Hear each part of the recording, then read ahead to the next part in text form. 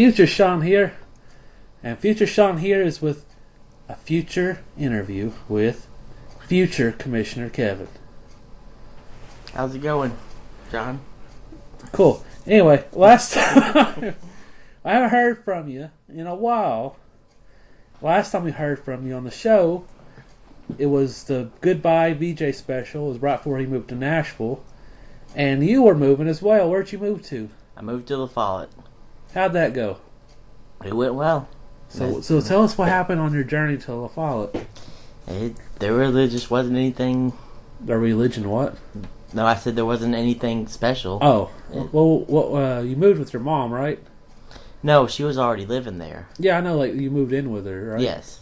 How did everything go good there, or? Yeah. Did you get a job? I got a job at a factory named Eisen. Okay, Eisen? Yep. How'd that go? It was good. It was easy job. It's just there was a lot of hours involved with it. Oh, yeah. I don't like that shit. It was pretty much you would work just about every day and for 12 hours shifts. How about you were rolling in it though, aren't you? Oh yeah, the pay was really good, the job was pretty easy at first, but over time, after a few months, they started having me doing some harder stuff, and yeah, I was like, this isn't for me. And plus, I just didn't have any free time to even do anything with them. Yeah, you got all that money, nothing to do with it. Okay, well, what made you move back? I missed working at Walmart, and oh fuck, really? That was the reason? Fucking hey, fuck, La Follette must suck. Shit. And plus, the bad thing is you don't get any self-service at where I lived. Oh yeah, I couldn't have that shit. And I had to deal with HughesNet, satellite internet. It was awful. Yeah. Did you get to do any hunting up there? I did. Most of the time, I didn't see a whole lot of anything, but toward the about the last month before I left, I did kill my first deer. Oh, cool. Did you say a cool line before killing it? No. I wish I did. Oh man. But no, I was kind of nervous. My gun was shaking. Yeah. Ooh, I think if I was gonna be a huntsman, I'd just say things just so I could say cool lines to kill it. Yeah. But so you're back in Knoxville, right? Yep. Cool, man. So are we gonna have a bunch of adventures on Two Guys in the Dark again? Absolutely. Okay, cool. So what have you been doing since you came back to Knoxville? You work at Walmart again. Yes. Commissioner Kevin's back at Walmart. Back in his old stomping grounds as a cart pusher. And that's where me and you became friends. Of course, I moved up to the back in the store world, but you like it? I'm going to be doing maintenance soon, though. Oh, you're moving to maintenance? Well, I'm not fully. It's just I'm going to be doing some maintenance days for the next couple of weeks. Just to get some more hours. I did maintenance too. Ain't bad. Never did day shift though. So you excited to be back? You met any girls yet? I have. It's one of the girls I used to be with. Okay, cool. And her name is Rebecca. All right, you like her? Oh, more than that. Okay, cool. I have proposed to her, and she is now my fiance. Oh, cool, man. Well, you're getting married.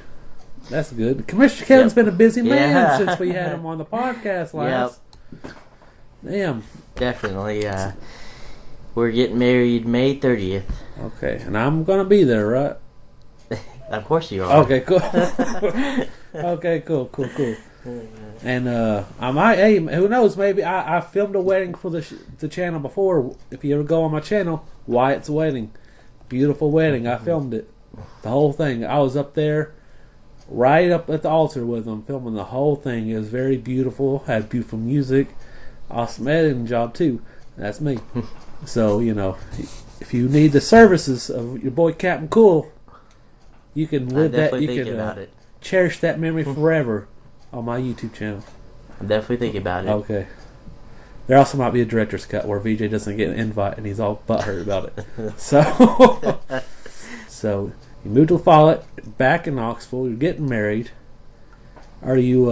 Is she moving in with you? You moving in with her? I'm going to be moving in with her. And she lives? She lives in Oak Ridge. So you're moving away again. Yeah. Our adventures on the podcast together are already over. No, it's not. Okay. We'll still get to meet up. Okay. Oak Ridge ain't too far. No. Have you learned to drive yet? Still working on that. Still working on that. What's the progress like on that? I can drive on secondary roads, but I still have a hard time on highways and interstates. See, that's the easy part for me. I have the trouble, the opposite. I like to drive on highways and interstates over because it's simple. There's lanes. You're no confusion except when you're trying to turn off. I think for me it's just the high speeds, just trying to maintain a consistent acceleration on the high speeds. I always try to think of what speed I want to go at and what lane I should be in that's best for that. Okay, before I let you go, you got a cool new scar I want to talk about right on your face. Yep, on my forehead. Let's talk about that. Okay, so the other day I was on the Jeep with my dad and at my mom's place in La Follette. Okay. And on their they have a lot of property. They have about 53 acres of land. Yeah. And we went off-roading on the Jeep. And we were coming down one of the hills, and we must have ran over hit something because was Jeep it a deer? No. Oh no! It was just maybe like just a bump or something in the hill. Sean killed his first deer with a car. No, I hit a deer. I didn't kill it. We went up in the air, and as a result, I also went up in the air, and I hit my head on the bar above me, and yeah, I was hurting for the rest of the night in that one. Yeah, cool. I mean, like, if you ever kill somebody, then... Now, it didn't look as impressive as it did earlier, because it's kind of peeled off a little bit, but... Okay, cool. Well, I think it looks pretty badass, and then so hopefully we'll talk to you again soon on the podcast, maybe before you get married. Yeah. Fuck those seatbelts. Yeah, and we'll have... hopefully we'll have your wedding video on our YouTube channel. We could relive this beautiful moment forever. Yep.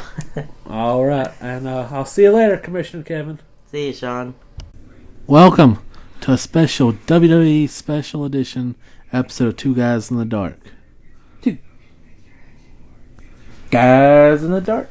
Perfect. All this noise just so that we can focus on you guys. Alright, so if you listened to the show before, you'd probably think to yourself, man, they like WWE a lot. I wish they'd stop talking about it. Well, here we're going to get all of our WWE love out in one episode. And we'll probably have a few more episodes like this coming in the future. Yeah. But, on the topic of WWE, just taking a glance around the room real quick, and I see that you have several WWE superstar posters on your wall. Oh, yes, I do. I love them. And I would say that you have posters that I would reference as actually like the heyday, like the prime time of posters for WWE. You have one of the most interesting concept posters for No Way Out, with Daniel Bryan being tied to the railroad tracks by AJ Lee as a train is slowly heading towards them. Yeah. You got Kane on the Extreme Rules poster. Extreme Rules poster. Yeah. Close up all the way on his mask. Over on the other side, you have the Wyatt family. Follow the Buzzards. Closes up on all their faces. Looks like maybe mugshot style photos. Yeah, it's kind of like a mugshot thing. And then you've got Rob Van Dam. Yep. Doing his traditional pose. On the opposite side, it's like a AJ Lee, and I was like, I'm gonna go with Rob Van Dam. Yeah, okay. You already have an AJ, so you wouldn't need two. Plus, it's RVD. He's a legend, so it's nice to have him out. Then you have the Rhodes brothers. You have Cody Rhodes and Goldust. Yes. And one together back when they were a tag team. And it's before Stardust. It was Cody Rhodes and Goldust. Yeah, and that's actually one of my favorite. That's probably like, out of all your WWE posters, I think that's my number one favorite. And my number two favorite is the one directly underneath it. The Dead Man Rises. It's a badass Undertaker photo where he's in the woods. It's like, he's not necessarily in the woods. He's kind of like spiritually over the woods. Over the woods. He's like a supernatural entity, superimposed into the woods. But it's badass as hell. So I would say that you got some of the best WWE posters around. Yeah. Only WWE poster I ever had was the CM Punk one. What did it look like? The partially animated CM Punk one. Where it looks, yeah, I remember that now. It's badass. I loved it. But that's the only poster. When my roof fell into my bedroom, it got ruined. Yeah, I remember that. Yeah. So. What happened to it again? It rained or? The pipes burst in the ceiling from the roof. A piece of the roof had fallen down and some of the stuffing had been taken out by the birds. So we needed to get it fixed, but it was right before winter, and the pipes froze over and bust. And the water filled up in the ceiling of my bedroom and collapsed the entire ceiling in my bedroom. And I just happened to have moved out of my mom's house like a month before that, I want to say. That's good. Think you would have died? Yeah, it was, so it had caved in all on top of my bed. The whole ceiling had landed on where I would have been asleep. So if I hadn't died, I would have been not feeling good when I woke up. Yeah.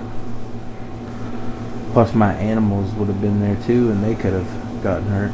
I mean, it didn't just fall down all in my room, but some of it fell down in the living room. Some of it fell down in the kitchen, the bathroom. So that sucked. But my mom was able to move out and move on with her life. So that kind of is cool and sucks at the same time. Yeah. But life happens. Speaking of life. Of other things have happened. So, I'm going to talk about the end of a story here.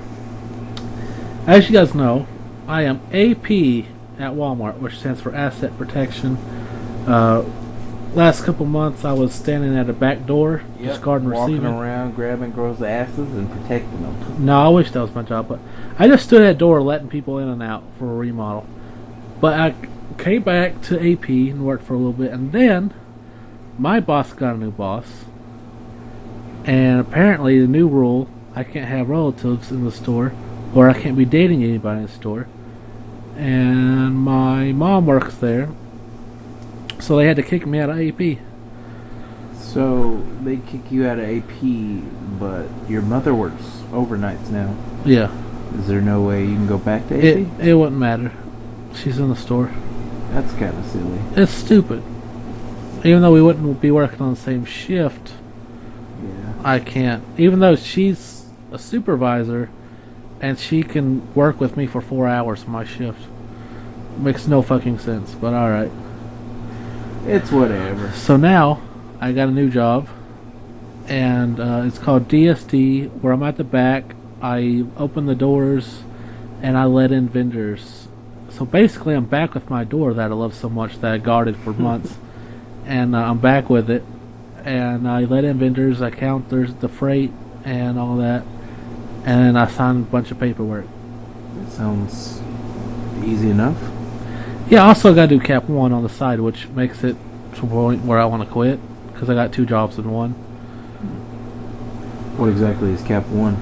I scan bins. I have to run water in the morning. That's like the first thing I do is I throw water, like 6-7 pallets of water. So you just stock it? I stock the water, and then I put stuff in bins and scan bins and shit. That doesn't sound too bad.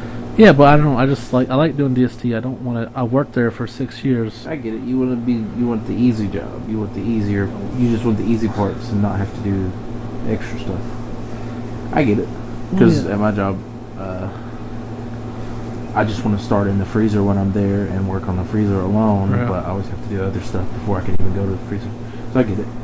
But I'll be moving to day shift now. What's your shift? I'll be working 4 a.m. till 12:30. That's where I'm working 4 a.m. to 1. Cool. You get an hour lunch though. I don't want an hour lunch. I want to go home. I get a 30-minute lunch. That's what I was saying though. Like you get an hour lunch. That's why you'll be there till 1. Me, I get a 30-minute lunch, so I'll be there just till 12:30. But the weird thing about that is that you guys got the hour lunch and we only got the 30-minute lunch the whole time I worked there. Mm-hmm. And I was like, this makes no sense because we deal with all this heavy ass freight and we should be able to relax. But for some reason, we can only take a 30-minute lunch. And then I was like thinking about how when all I had to do was like mop, sweep, and throw garbage. Yeah. At Walmart, and I'm like, I got an hour lunch. I took advantage of it. I should have milked that bitch for everything it was worth. I'd rather have 30 minutes. I want to go home. I don't want to be there any longer. I agree too. I like that when my time comes to my end of my shift, I can just fucking bye-bye. Bye-bye. Bye-bye. So, it's like every season I get a new job. Season 1, actually, episode 1, I was maintenance. Episode 2, and the rest of season 1, cart pusher. Season 2, it's AP for all season 2, half of season 3. Second half, I'm now DSD.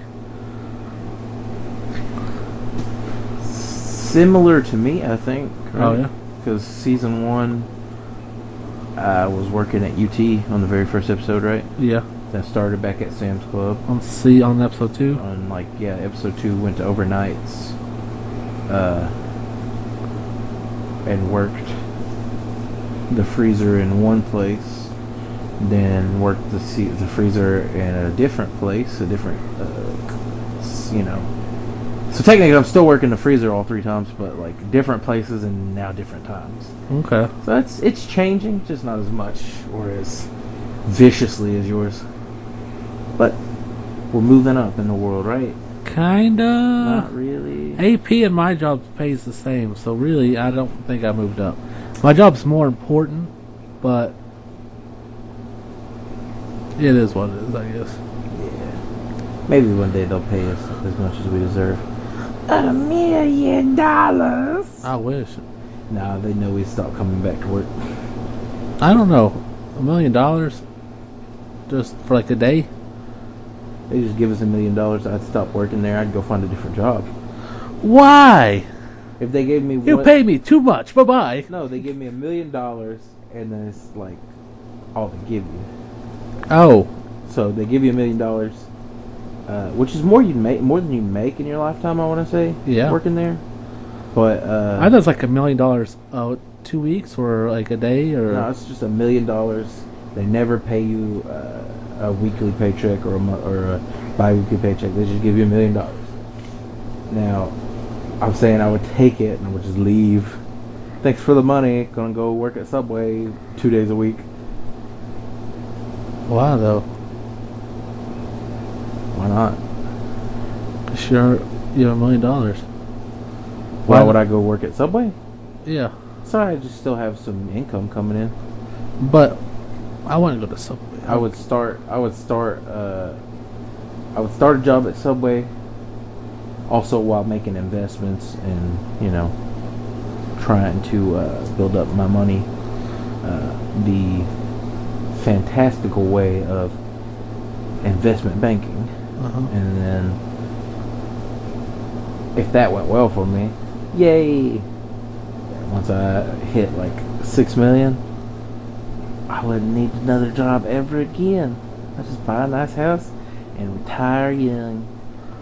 I use would my money to do weird shit like make a giant swimming pool full of Jello and swim in it. I imagine you die because you start eating it and there's some weird toxins in it that got in there when you just left it exposed. Oh my god, he's eating the Jello. Isn't that entirely made of LSD? Well, he didn't say what type of Jello he wanted. I just like birds get in there and like weird squirrels shitting in there. Yeah. Find a frog. God damn it! Why is this frog in my Jello? Get here, frog! Every time we went swimming and we found the frog at the bottom of the pool. Yeah. That's why I said the frog, because they like to jump in the pools for some reason and die at the bottom of the pool. That's a shitty pool. That was a shitty place. I hated that place. Mm-hmm. Hey, we got friends that live there now, don't we? Still. Yeah. I think somebody I know moved into your place. I don't not what was your moved in? what was your apartment number? I don't know, like 118. 118? Yeah. I think that's the one they moved into. Who? It's this guy I work with. Cool. Interesting. He says apartment number. I'm like, huh. Sounds familiar. That's what you thought. Yeah. Yeah. That place kind of sucked. Do Charles C. and Riley still live there? Amos? Yeah. See, so that's 3 people we know who live there. I know a bunch of people, but I'm not that close with them. I guess technically I do. I had a couple of neighbors who lived there that I knew. Yeah. But I don't know any of them very well, and also don't remember any of their names. So, except Newton, the dog. Newton. Don't know who The little pug that would get mad at anybody it saw. That's any pug. His name was Newton. I was just saying, that was the only neighbor I remember. So what are your thoughts on WWE? What's your experiences? Well, that's a very general question. Well, okay, what's your first memory of WWE? My first memory of WWE. Mm-hmm. I remember back in the day when we didn't have cable, like on the channel, like the CW. Back in the day, it was like the WB. Yeah. And they would always play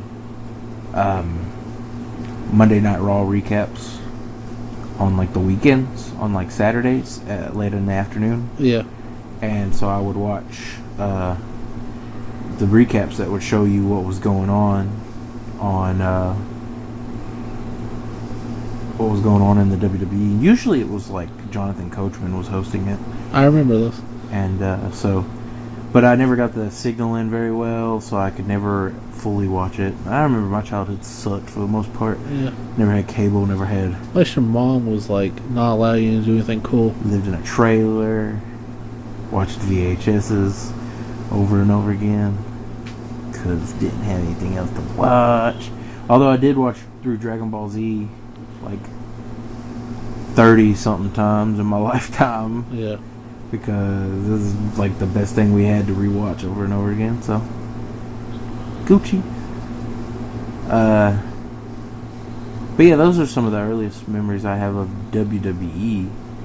When it comes to WCW, on the other hand, there's always, my uncle used to have these VHSs of like documentaries for that WCW had put together for each of their superstars. Yeah. Or like they had one for the NWO, I want to say, one for the Wolfpack, one for Goldberg, one for Sting, Macho Man, maybe, I want to say, DDP, and I had like a crap ton of them. And then they'd have special packages for like Halloween Havoc and Bash at the Beach and stuff like that. And yeah. So I remember watching those back in the day. But those are my earliest memories of WWE. I remember when I really was actually first able to get into it and actually sit down and watch it. Wasn't really until like the Nexus era that I was able to catch it on a weekly basis. Yeah. Because I lived with my grandmother at the time, and she had cable, so every Monday night I'd try to watch Monday Night Raw. But I grew up, I remember just only ever catching the pay-per-views, because my cousins would always order them, or my uncle would always order them, and we'd go over to whoever was ordering it and watch it over there. So mostly I only ever got to watch the pay-per-views, and later on in life I was like, I fucking love wrestling, so I just started going back and watching as much content as I could. and getting caught up on the things I had missed growing up. Mm-hmm. Love me some wrestling. Yeah. Good old shit right there. Good old shit.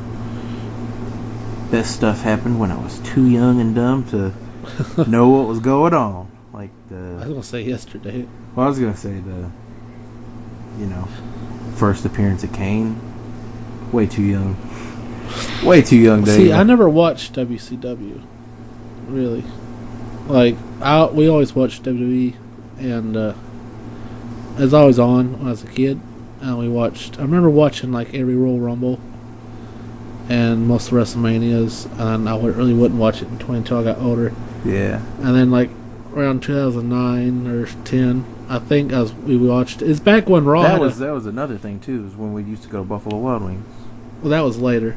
It was like 9 or 10. I'd watch it occasionally with my mom, but this is back when Raw had celebrity guest GM every week. Yeah.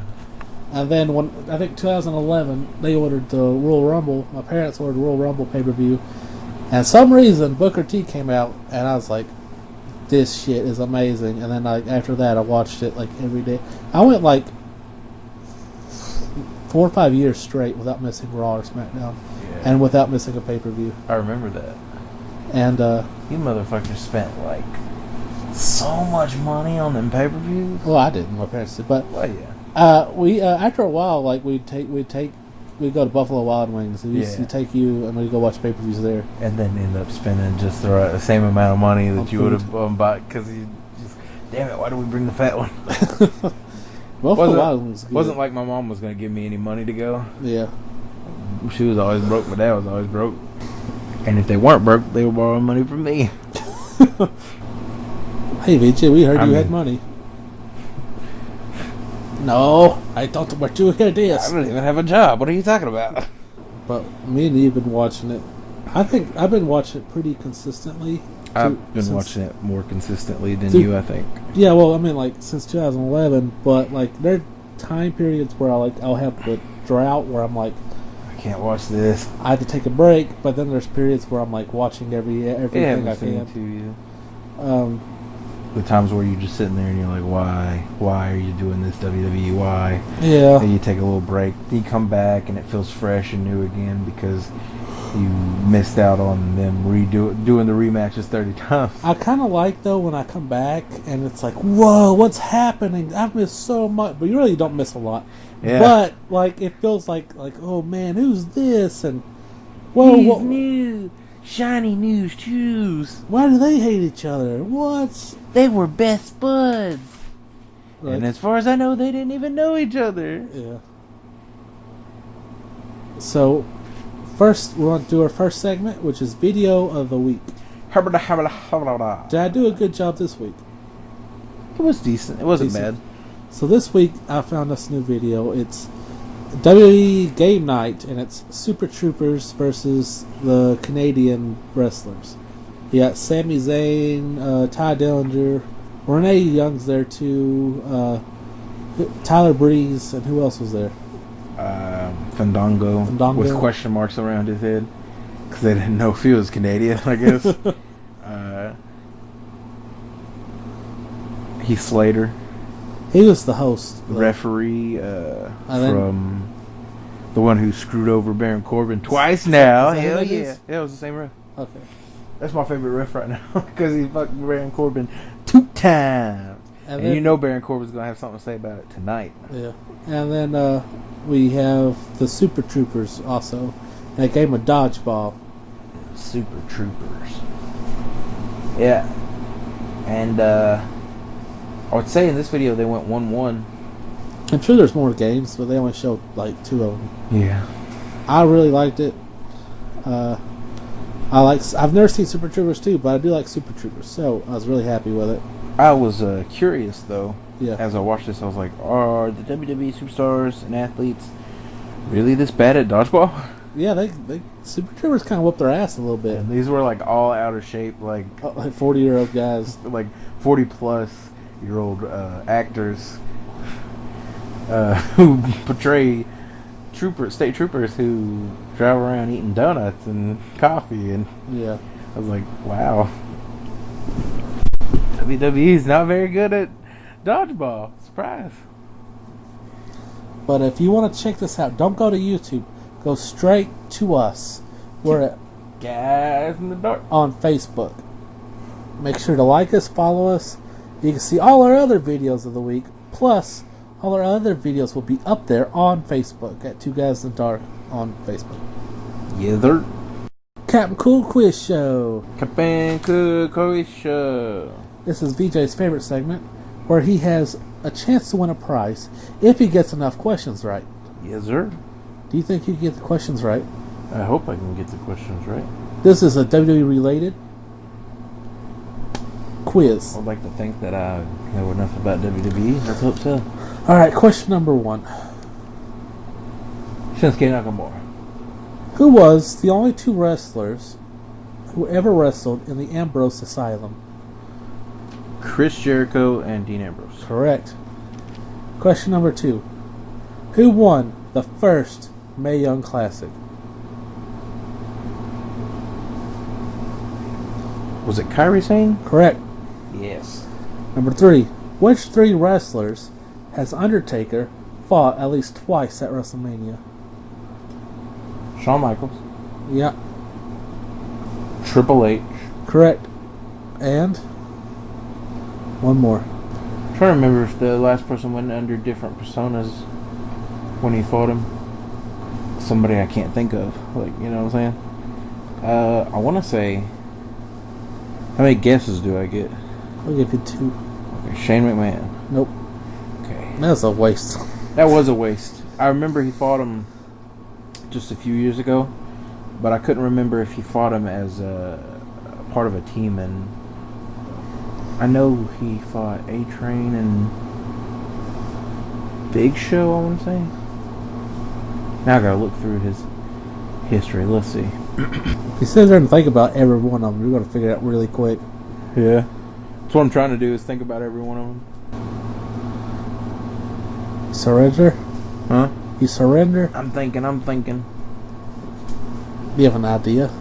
I have one idea, but I can't remember how long the feud lasted.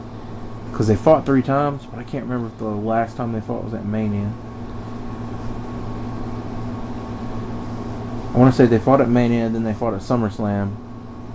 Then they fought again, but I can't imagine. I don't remember it being at Mania. Oh, you're talking about Lesnar. Yeah. I remember that one. I feel like it was somebody else, though. Give up, BJ. Never. You can't handle this question. Never. Was it Albert? Is that your final guess? Feels like a terrible guess. For some reason I remember him fighting him as A-Train, and then I can't remember if he fought him again. You going Albert? No, that sounds like a terrible guess. I'm gonna go with... I'll go with Brock Lesnar. Okay, you're wrong. I thought so. It was the very first Superstar we ever did on Superstar Report Card. Sheamus? Why do I remember him as the first person we ever did? I don't think we ever done Sheamus. I don't know, because I have a shit memory. Kane. Oh, fuck me. Duh. His brother. I feel so stupid right All now. right, you're still. I didn't even think of him. He wasn't even an option for me for some reason. You're still up to question number 4. True or false? Taker has never fought Big Boss Man at WrestleMania.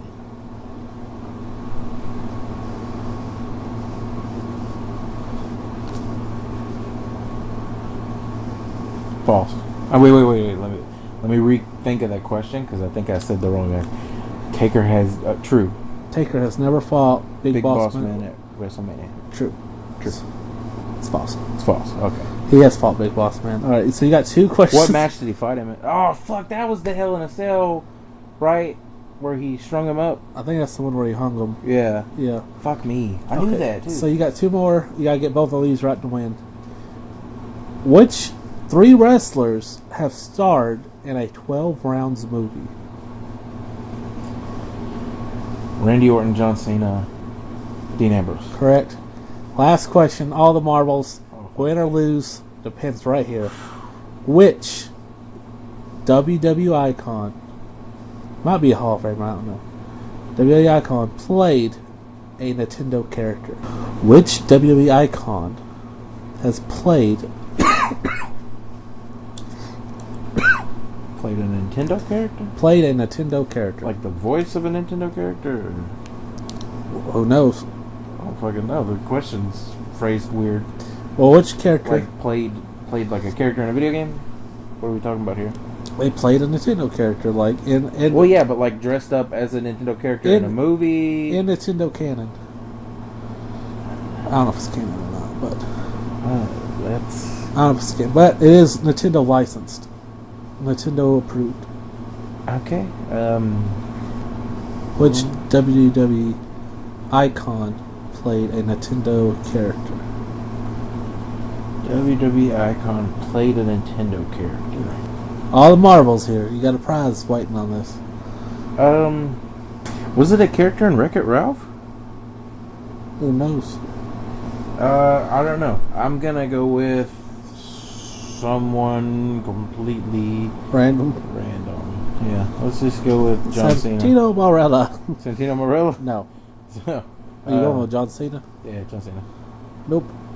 It's Captain Lou Albino, who played Mario in the Super Mario Brothers TV show. Yeah, never would have got that. I don't know how you said. If I say any more, it'll give it away. Well, I thought that was just common knowledge. No, No. I don't. I had no idea that any WWE wrestler had ever. He's not a wrestler. He's a manager.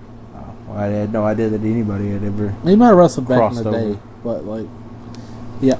Into that. Yep. Common So unfortunately, you have lost this quiz. And I would have got away with it too if it hadn't been for me forgetting that the boss man got strung up at the top of the cell at WrestleMania. Yeah, you would have won then. Ministry of Darkness, yeah. All right, it's time for the Wheel of Topics. The Wheel of Topics. This week we got Dark Cloud series. How do I pick up them women? Casper meets. Let's start with how do you pick up them women? Okay, you don't. I don't. You don't. You specifically do not. And also, no one else ever does it ever, because life sucks and we all die. Yay! Next I question. feel like you felt this topic. You're supposed to tell me how I pick up women. Well, you've got strong calf muscles. Yes. You could work on your arms a little bit. Yeah. And strengthen your back and your core. Yeah. And make it easier to just nab them up and run away with them.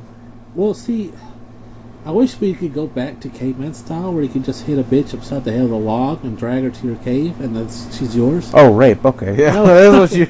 No, I no. just wanted rape to be okay. Yeah. No. I don't want rape to be okay. But that's how the world of cavemen worked. Yeah. You can just throw a rock at someone's head. Doesn't matter if they're dead. They're yours now. It sounds bad when you say it out loud. Yeah. Oh, it sounds bad when you said it out loud. You dumb fuck. What? Okay, let's go back to the World Topics. Yeah, let's move on. Alright, so we got the Dark Cloud series. Casper meets Gengar. Gengar. If you had to write a classic cartoon into a movie, what would it be? Book your Fantasy Royal Rumble. Favorite title in WWE? Favorite title in WWE? What's your favorite title in WWE? Current? Does it have to be current? Be any title that ever exists. Well, I'm gonna have to go with Intercontinental. Intercontinental? Yeah. I've always liked the look of it, except for in the 90s it was a little you know, like the early 2000s and the late 90s, I want to say. When they whenever they, I want to say actually it was in the 2000s when they switched it over to like the oval plate instead of like the weird rectangular plate that they've always had that just looks super fucking cool. So they had a black strap to it for a while too. Yeah. And then they put the white strap back on it, and it just looks retro, and it looks awesome. Yeah. That's probably my favorite title that they've ever had. On a side note, I've always been a fan of the European Championship. Never thought it was ugly. Winged Eagle was always nice. Yeah.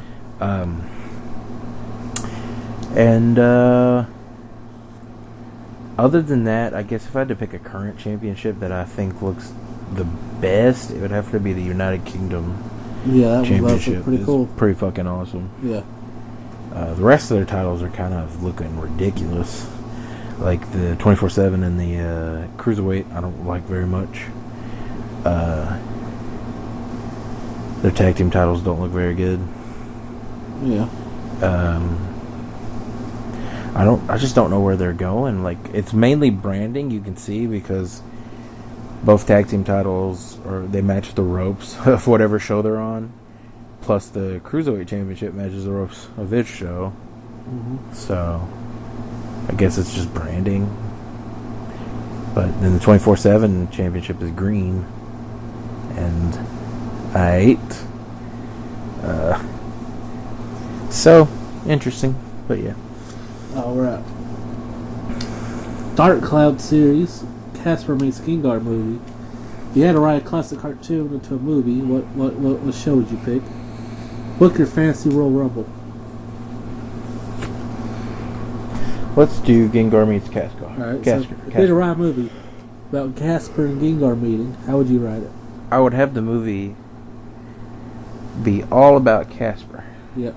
And then at the very end, Gengar pops out, and Casper's like, "Hi, friend," and Gengar eats him, eats his dreams, destroys this kid, So he just like devours him whole, Jesus. scares the shit out of everybody watching, and Gengar slowly looks into the camera, looking super fucking evil, Holy and it fades shit. to black. And you're like, why did I even watch this movie? For Gengar. Huh? For Gengar. Yeah, simply so Gengar could eviscerate Casper. I would have it like a basic, like how you would expect it to be. Like a cute little Like Gengar's dead kid meets a dead Pokemon. Okay, anyway, like Become dead best friends. Basically, in the beginning, Gengar's scaring everybody. He's like causing their mischief in this haunted house, spooking everybody. And then the eviler force comes along, and Casper and Gengar team up to defeat it. Okay. I want Gengar to be the evil force. I'm looking at quality over coolness.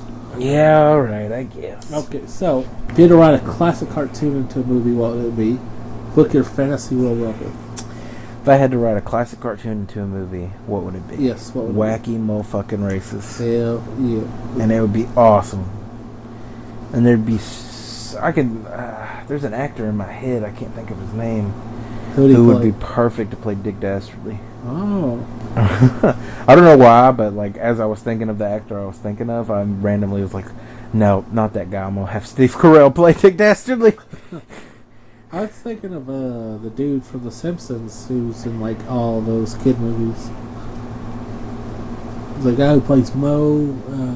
I can't think of his name right now, but he's also like the Smurfs movie, and I think it's like Aziz something. Aziz Ansari? No. It's a weird sounding name, but like he plays Mo in The Simpsons, and he's in a bunch of cool movies.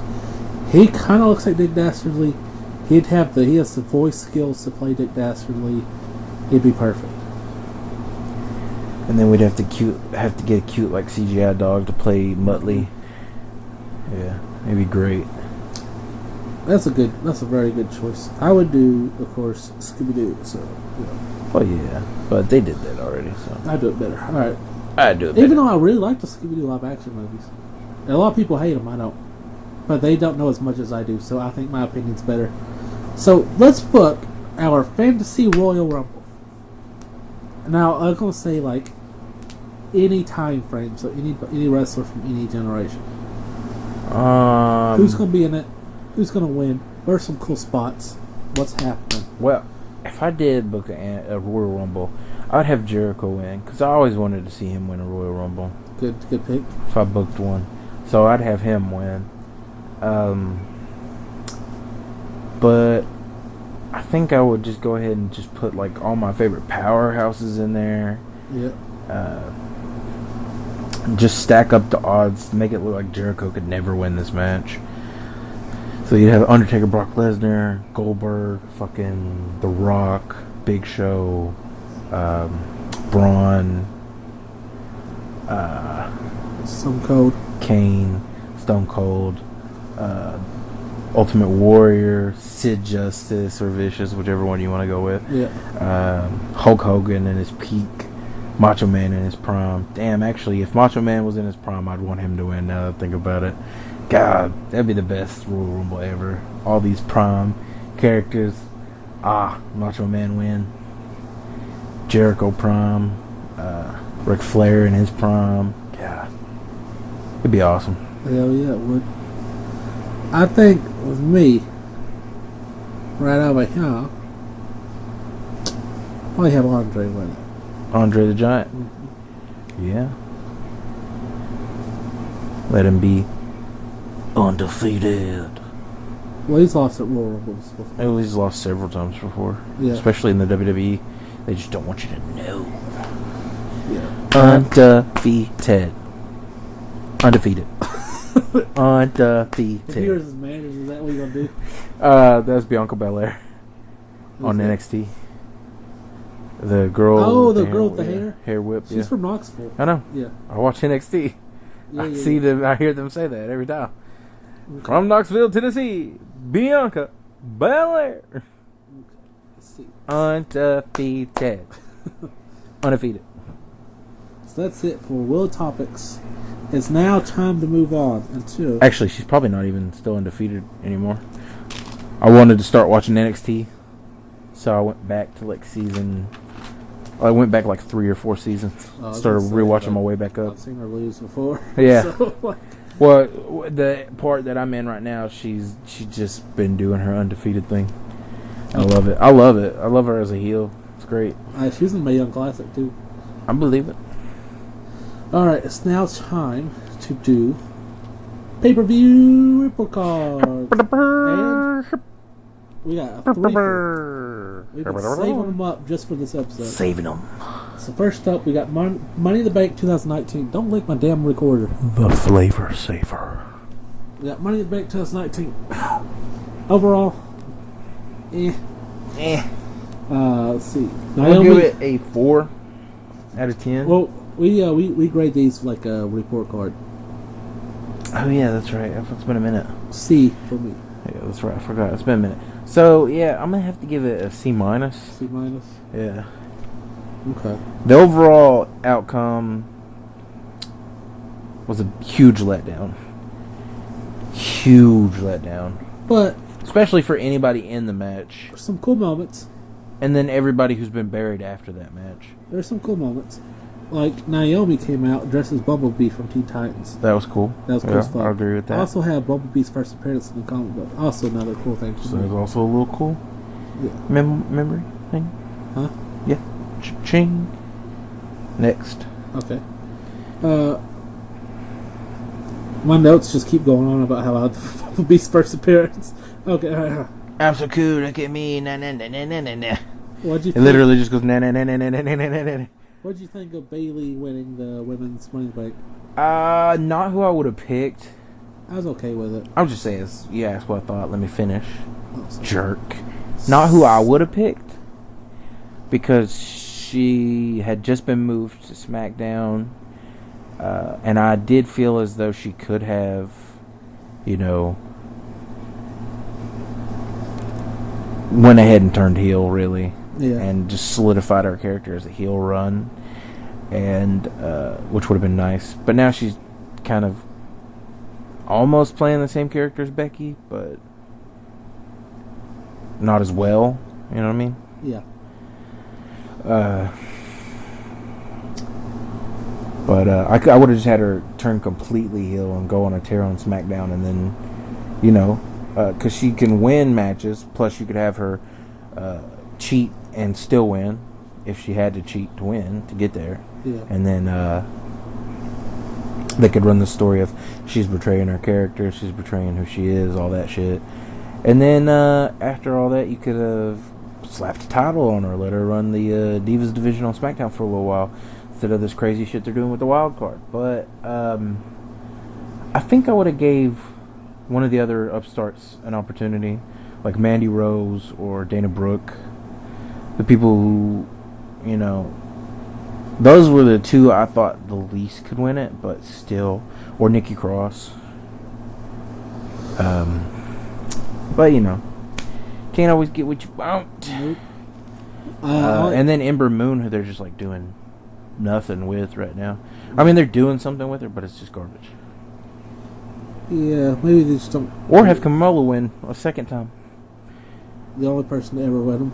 2 in a row, and I fucking love Carmella. Yeah. So Samoa Joe versus Mysterio, really good match. The only thing I don't like, it has nothing to do with the match. It's just it's way too short. How tall fucking Mysterio's son is compared to him. Yeah, that's weird. Also, that match was super short, and then it's longer than the Mania one. Yeah, that's true. And it had the weird finish, so. And I made a note of Finn Balor's match. 2 Balor jacket pops. 2 Balor jacket pops. Every pay-per-view he's in, I'm going to try and count jacket pops. Now, that's something that I did enjoy thoroughly.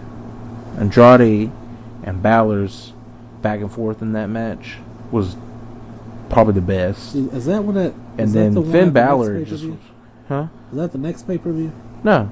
They're back and forth in Money in the Bank, where he does this flip over the top of the ladder and power bombs Finn Balor onto the ladder, and then... Yeah, that was in the Money Bank, my ladder match, though. Yeah. Okay. You mentioned Finn Balor jacket pops, so I started talking about the Money in the Bank ladder match. Go ahead. So he gets his back fucking destroyed. Oh, yeah, that's right. He just like, I was like, we were talking about this, and you're like, I feel like Vince McMahon wrote this or was like helping script this match, and he was like, yeah, Finn Balor's back. Yeah, you know how it's always been straight. Yeah, fuck it. I want it sideways, twisted up like a pretzel. If it could come out of his ass a little bit, that'd be nice. It looked really cool as a demon. Yeah, the men's ladder match was such a letdown. Cause it's an amazing match until...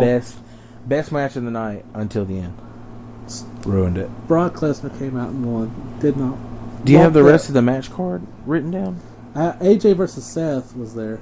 I didn't actually enjoy that though. It was just okay. It was like I wanted more, expected more. Yeah. Like it wasn't even on like NXT quality for like just a regular match on NXT. Yeah. You know what I'm saying? Like it didn't, for me, it didn't even go that hard, and I was like, and NXT is like the peak right now. It's where you want to be, in my opinion. But yeah, it was. What as good as I wanted it. I think they all every time they overhype an AJ Styles match, it lets it down. But if they don't overhype it, it's a great match. But we both knew kind of going into it that Seth Rollins had to be extremely protected and win because he's the Beast Slayer. Yeah. Anyway, back to Money in the Bank. Yeah. Didn't want Lesnar to win, but the match up until that point was phenomenal. Phenomenal. That alone made the pay-per-view, I think. Who else had a match this pay-per-view? Kofi Kingston fought Kevin Owens. That was actually, I actually enjoyed that one. That was a good one. It was a good match. That was probably the best singles match for me. The one I enjoyed the most, anyways. And then someone else had a match. I know the Cruiserweights were on the pre-show. They had Daniel Bryan facing the Usos, and they lost. They took a loss for some reason on the pre-show. Yeah. I was like, okay, this is dumb, but alright. You just crowned them tag team champions for no reason, but alright, well, that works. Next, you know. Tony Nese, I want to say, won his match in the pre-show. Then, I can't remember, was there any more? Yeah. We started things off with the women's Money in the Bank. Then it went to the U.S. title. The Intercontinental didn't feature a match because it had... Balor was in the Money in the Bank.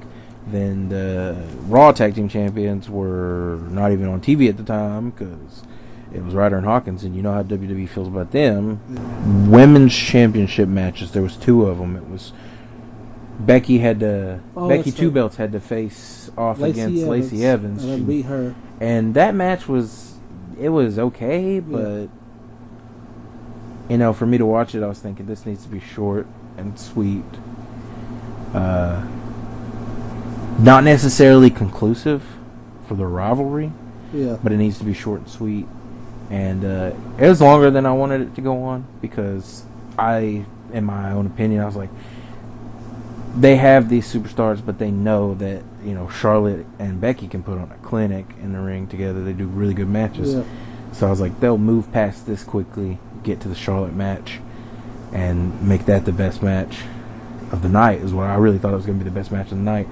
They totally swerved me with how they went about it, and then how they ended the Charlotte match. So Becky was able to defeat her opponent, and Charlotte comes out immediately, and she's like, I want this match right now. It's next on the card. Becky's like, all right, get in here, and they get their match going. And Lacey Evans comes back out, screws over the champion to lose her SmackDown title belt. Yeah. Charlotte becomes a 9-time Champion. SmackDown, or 9-time women's champion in WWE. And then immediately the Money in the Bank winner, Bayley comes out to cash in on Charlotte, which kind of felt like a heel move for her. Yeah. But, who cares? We don't know how to write our shows off. Who cares? This is like She gets the win. That's like the 4th time that's happened. Man. Yeah, it's like the night of. Yeah. It defeats the purpose. Yeah. Of having Money in the Bank, being able to write stories around it. You're not writing a story around it. You're just getting it out of the way, cool. So you have nothing to do for a whole year. It's cool to do it once or twice, but at this point they've done it so many times. Yeah. Just quit. So that's the end of that. I'm gonna see. I think the thing where they screwed up is like one of the best things is having the Money in the Bank guy be able to run around with the championship and be like, "Hey, any day, anytime, yeah, that is the best part. Catch you sneezing, I'm gonna be there with a tissue and a fuck you to get that title." Brock Lesnar not gonna show up on TV. Didn't show up at the pay-per-view. They even did a little Paul Heyman teaser on the pre-show, saying that it could happen. But nope, no Brock Lesnar, and that's how we're gonna get for a good minute till they find the perfect time to swerve us. SummerSlam. He's coming. He's gonna cash in at Mania. You think he's gonna cash it in at Mania? Mania or SummerSlam. All right. Do you think Rollins will keep the title till Mania? I don't know about that, but I know that's when he's going to cash it in. So it's now time for a second pay-per-view. The Superstar Showdown. 2019. I thought this was like one of our report card things. Yeah, when you started it. Oh, yeah. No, the name of the show was what I meant. It sounded like one of our report card things. One of our names, yeah. Yeah, one of our names. First off, Balor's entrance was pretty cool. Yeah. I missed the old days. He had some cool entrances in NXT. I think we're some of those. That wasn't the first match, was it? It's the first one I wrote about. But it was good. I thought it was a good match. I think potentially the best match on the card, because I actually really enjoyed the Bobby Lashley Braun Strowman match, which was a surprise to me that I would enjoy it so well. But I liked it. It's like they pushed Lashley, made him look strong. He took a power slam and was able to kick out. All the feats of athleticism that they kept talking about, them both being, these excellent athletes. Yeah. Him stealing Braun's move and running around the ring. I thought they told a great story in the ring. I thought they did a good job, but I was kind of upset that they didn't, they haven't done anything with him since then. They haven't had Bobby, they can't decide if they want Bobby to be a true heel or a true face, I think. So shit's just getting weird with them. What you think of the Triple H Randy Orton match? That was way too slow. I liked it. Way too slow. I liked the match. Way too slow. I liked it. Way too slow. Roman Reigns' match was not good. I think the ending made the match for me. Which part? Which one? For the Orton match. Orton match? Yeah. But I feel like they could have worked a quicker pace and fit more in there. I wanted Triple H to win. He never wins. Didn't he win at WrestleMania? Yeah, he won at WrestleMania, but fuck. That's his third WrestleMania win? Let's see, he's beaten Brock Lesnar, he's beaten Randy Orton at WrestleMania, Who else has he beaten at WrestleMania? Batista. Sting. Batista. Booker T. But yeah, well, oh god, how long ago was that? Chris Jericho. Yeah. Nah, I just meant like They does not have a good record. it was not the best match of the night. I thought it was really good. And then, what you think of the Roman match? Shit. Yeah, complete garbage. Good. I did. Had too. Shane on top the whole time. Yep. One Claymore and a coast to coast and all that good stuff, and he didn't get the coast to coast. I don't think. I think he got Superman punched off the top. But I did not like that match altogether. Go back to Triple H. What you think of the entrance? I finally hit a short entrance. Yeah, it was short. Also completely unnecessary because for me, I was a big fan of just Triple H coming out underneath the crazy ass lighting that he used to have, and he'd walk down to the ring and did his thing and impress the Saudi Arabians that cool motorcycle. Hey, look at my weird doom buggy. Watch me go half a mile an hour down the ramp. It's loud. He's going so fucking slow though to that ring. Listen how loud it is. Flames shoot out of its ass. I don't think they actually did. I don't remember. But my point was, I was always a fan of his traditional The Game entrance. Yeah. It would have been fine with me. I wish he'd go back to that at least once or twice. Yeah. Let's just actually get to see him enter as The Game, the cerebral assassin. Not Super Biker Dad. Well, what'd you think of the Giant Battle Royal? Was you disappointed? It was an extreme disappointment. Okay, good. For me. But I can see how with the work that they're trying to do over there, I guess it would make sense. Go with the hometown hero. Go with the guy who's from there, and get that pop. And he got like the biggest pop of the night because they were excited to see him win and actually see like you said, dreams can come true and all that stuff. And,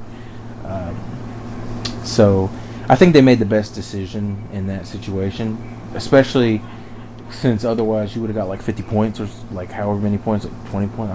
We don't even know how many points because it was a battle royal, not a. Yeah, probably just been 10. Yeah, because it wasn't even a Royal Rumble. But it was also just a disappointing match because they just had them all come out, pile in the ring, throw each other over the top. Like they were literally just crowd surfing people out of the ring at one point. And I was like, I don't know why they had them come out there. Wasn't a big fan of it. I mean, I like battle royals, but usually in a regular stipulation. Yeah, plus, I didn't know who the fuck he was. Yeah, I knew him from last year, and I knew from his debut. Like he literally had just debuted on NXT, but I don't think they even aired that episode before.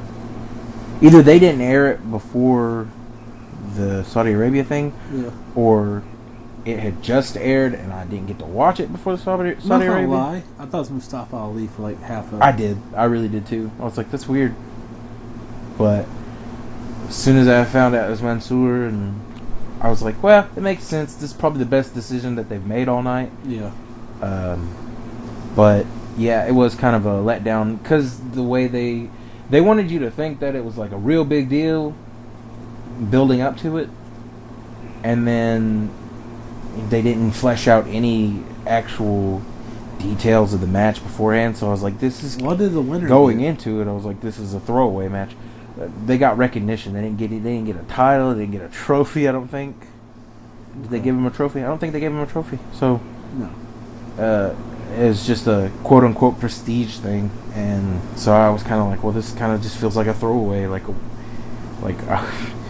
what was the point at this point? All right. Because of it just had a bad build to it. Like they didn't give us any information on the match, and they wanted us to think that it was a really big deal, even though it's not. Nobody knew anything about it, so it wasn't that big of a deal. But I am glad that he won, and that they made a good decision. Yeah, it's a smart decision. And I actually liked the way he eliminated Elias. It was a surprise to me. Yeah. I was like, "Whoa, shit!" I thought Elias had him, and then he flips him over, and Elias goes out of the ring. So I was like, okay, interesting. So, Taker versus Goldberg. Well, I liked it. Yeah. Yeah. I mean, from the child in me Yeah. and the fan that just grew up watching both of it, my first introduction to The Undertaker, like a steady run of actually watching him, was the American Badass Taker when he took on. Oh no, actually that's not true. I saw a little bit of the American Badass Taker, but the one I'm specifically remembering was the feud he had with Booker T back in the day. Yeah. In like 2005 or 6 or 2006, and I loved that. But most of my knowledge from the show actually came from the games for the most part. Oh yeah. Yeah. So I remember playing Here Comes the Pain, and I'm like, what the fuck is wrong with The Undertaker? Why is he dressed like a biker? Oh. Yeah. That threw me off hardcore. And he's coming out on a motorcycle. Oh, you done it now. Gone and made a big mistake. And I'm just like, okay. Sure. But,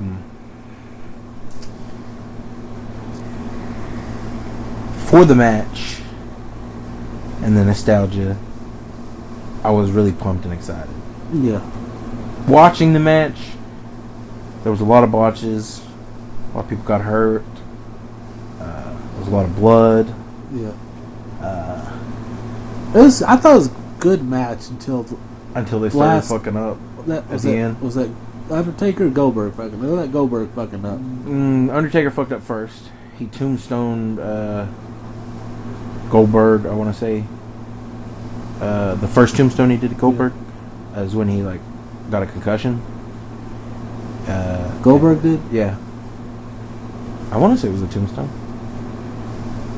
Yeah, because they ended the match with a really bad chokeslam. Yeah. It looked like he was just in the shit now. Yeah, because Goldberg apparently got hurt. He either got a concussion when he hit the turnbuckle and his head busted open, or when he got tombstoned. And then he tried to jackhammer The Undertaker, which did not work. Could not get him up. Could not get him over. And Undertaker took it all on the back of his neck, and he was able to kick out. And they just had to end it with the choke slam, which was really bad. It was a really botched choke slam. It was supposed to be flipped over. It looked like Goldberg was going for a tombstone of his own to end the match, and Undertaker was supposed to flip it over. They both fell. Undertaker had to pick him up, do a choke slam, get the match over with. It started out so good, and it kind of just went down. But they have so much age, you know. Goldberg's 54, I want to say. Undertaker's 55. Yeah. They're old. They're not at the peak of their. They're not at their prime. So, and none of them have solid consistent runs anymore. So they were just returning for a match. So it's understandable that it's not going to be spotless, you know. Yeah. And I felt bad for how it all turned out, because I was so many people were like, yes, finally a dream match, a delivery on a dream match. And things didn't go perfectly, but I was okay with it. Me too. But overall, I'm still giving the pay-per-view a C. A C? I'm giving this one a B. I thought it was better. Even though I didn't like some of the stuff. I thought it was better, but I did not think it was that much better. Ziggler's and Kofi's match was decent. Yeah, I was probably, I think, one of my favorites. Forgot about that one. That was really good.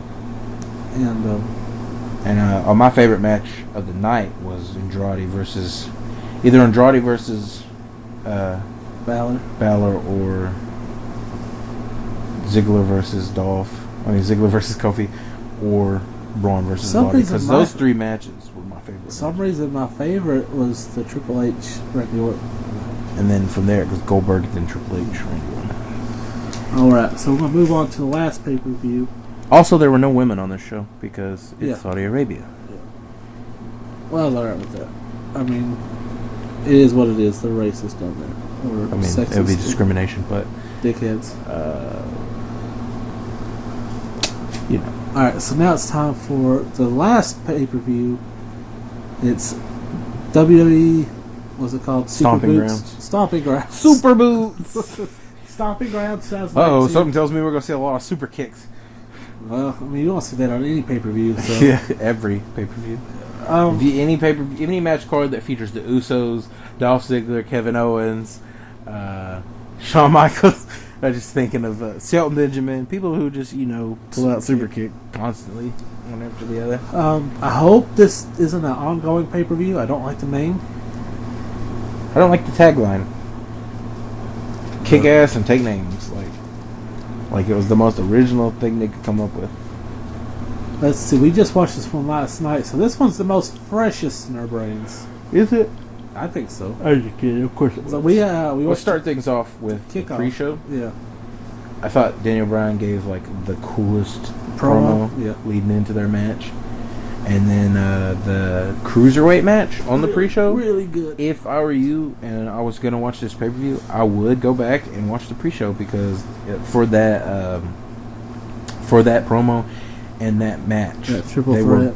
That match was awesome. It was a triple threat between Tony Nese, Drew Gulak, and Akira Tozawa. Yeah.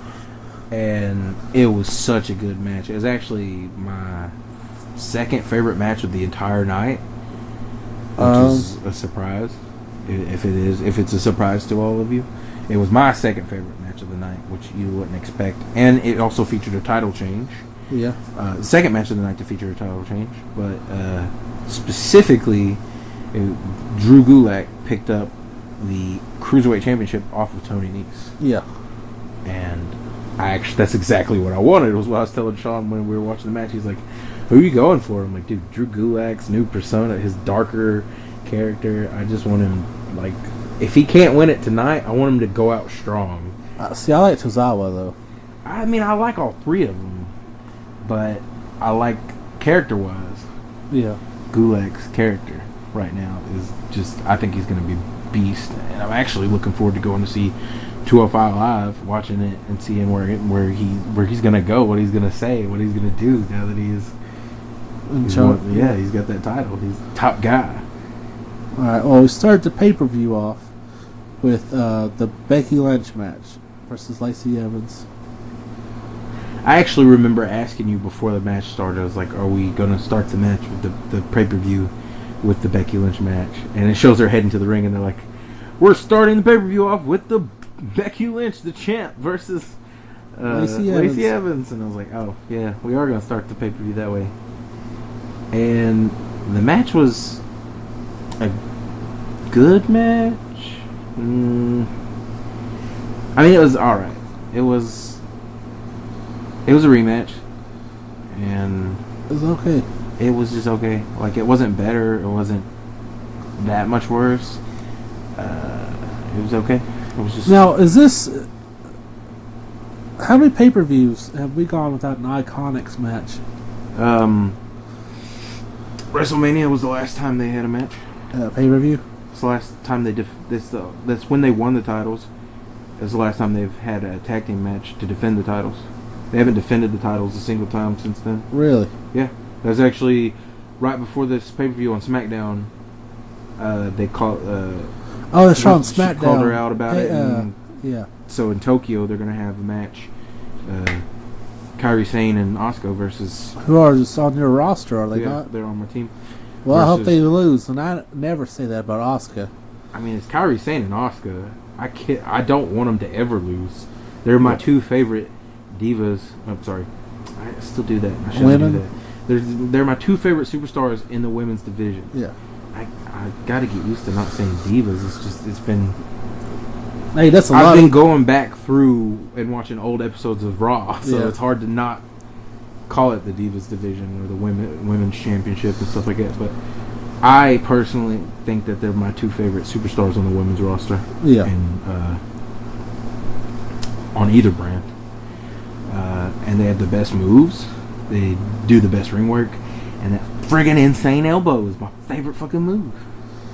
Other than the Velveteen Dreams. What's it called? What's it called?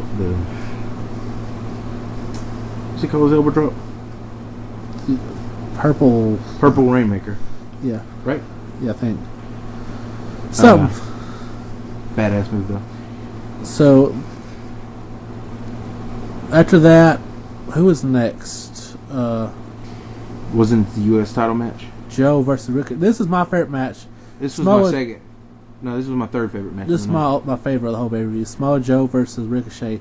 This fight was fucking awesome. It was awesome. It was great. Only reason it didn't,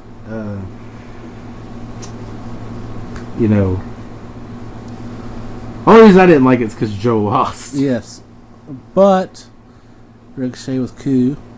You were just happy because he got you 20 points, Yeah. even though he wasn't on your roster. He's kind of on my roster. He was not on your roster. You chose Alistair, but I'm just saying, I'll let you have the points. I'll let you cheat your way to victory. Okay. I'll just remember when you win. I'll be like, so he cheated every time. Okay. No, I'm just kidding. Well, I'll tell you what. I'll kick out. Let's just pretend I picked Ricochet instead of Alistair, and I don't have Alistair. I'm letting you do that anyways. You already got the points for it. I already figured you factored in all the points. And I knew you couldn't factor in Alistair points because he hadn't been wrestling, so yeah.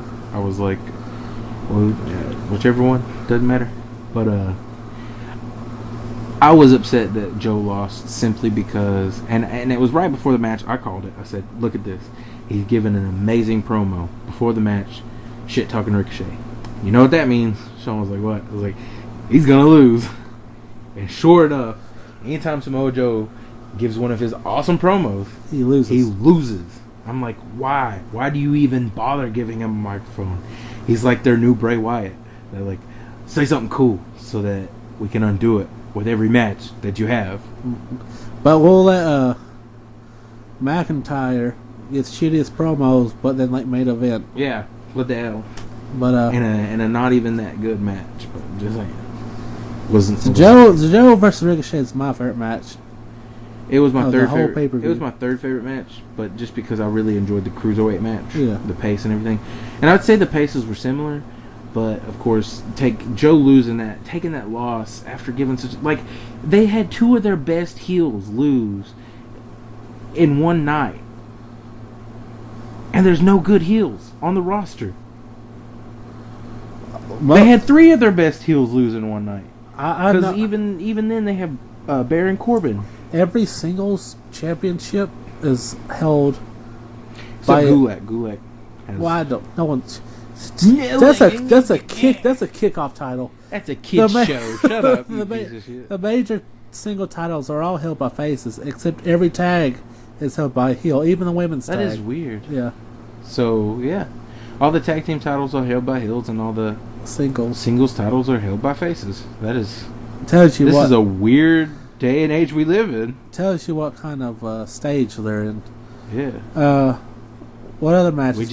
We need crowd support. We need crowd support. What'd you think of Bayley versus Alexa Bliss? Better match, better promos, better program than they did the first time around. It's just a better program altogether. The story's better than it was because last time it was shit. When it was like the garbage. Becky or Bayley wasn't extreme enough to beat Alexa Extreme Rules. Didn't really like that. I don't like Bayley's promos because of how soft she sounds. She just doesn't sound like, for her to be doing the like I said, like her gimmick just seems so similar to Becky's right now, but like not as legit in the ass kicking department. Threatening. Not as threatening, yeah, and like she just doesn't give off as threatening a promo. I don't see her holding that title long. Yeah. Even though like the fans love her, I just, we're gonna get the same thing on both shows if she keeps it for too long. Yeah. And I think Charlotte will be coming back soon. They'll have to give her another title because you can't have her on screen and not have a title. Do you know she's in a relationship with Andrade Cien Almas? Charlotte, yeah. Yeah, I thought that was cool. I was like, yeah, power couples. Aleister Black is in a relationship with Selena Vega. Yeah. We watched the same YouTube video, I'm assuming. No, on what's it called? Road Trip. Oh yeah, okay. Yeah. What's it called? I think it's called Road Trip or something like that. The one where the wrestlers are driving. But there's like she was calling him right along. They were. She called him in the car. That's how happened. Yeah. But what other matches were they? He has the best entrance theme song in all of WWE. I don't think so. Aleister Black. Some people say, you know, I forgot the lyrics. Evil. Something truly good, truly evil, but we will never be equal. I love it. So. And he has the best entrance too, where he raises up like Dracula out of a coffin. It looked a lot cooler on NXT. It did. Looked way cooler on NXT. And the way he hops off of it, and like he's just ready to kick ass. I'm like, yeah, go kick ass, Aleister. What'd you think of the Daniel Bryan, Eric Rowan versus Heavy Machinery match? That was a really good match. I loved that match, and I was satisfied with the outcome. Yeah, I needed that win. It's a better match than I thought it'd be. It is better, yeah.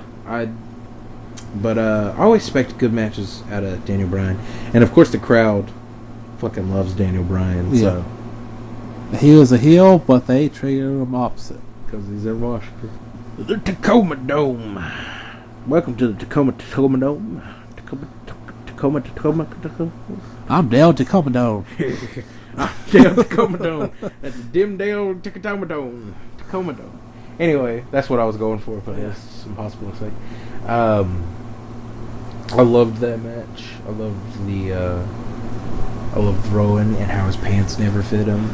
He always got a wedgie. He does. I think he needs to I think he likes it. I think he's just like, oh yeah, right up there. Oh, that's how I win my matches. The tighter the wedgie, the better I work. Oh shit! But everybody's falling for Tucker apparently, so I think maybe not this crowd, but everywhere else they love him.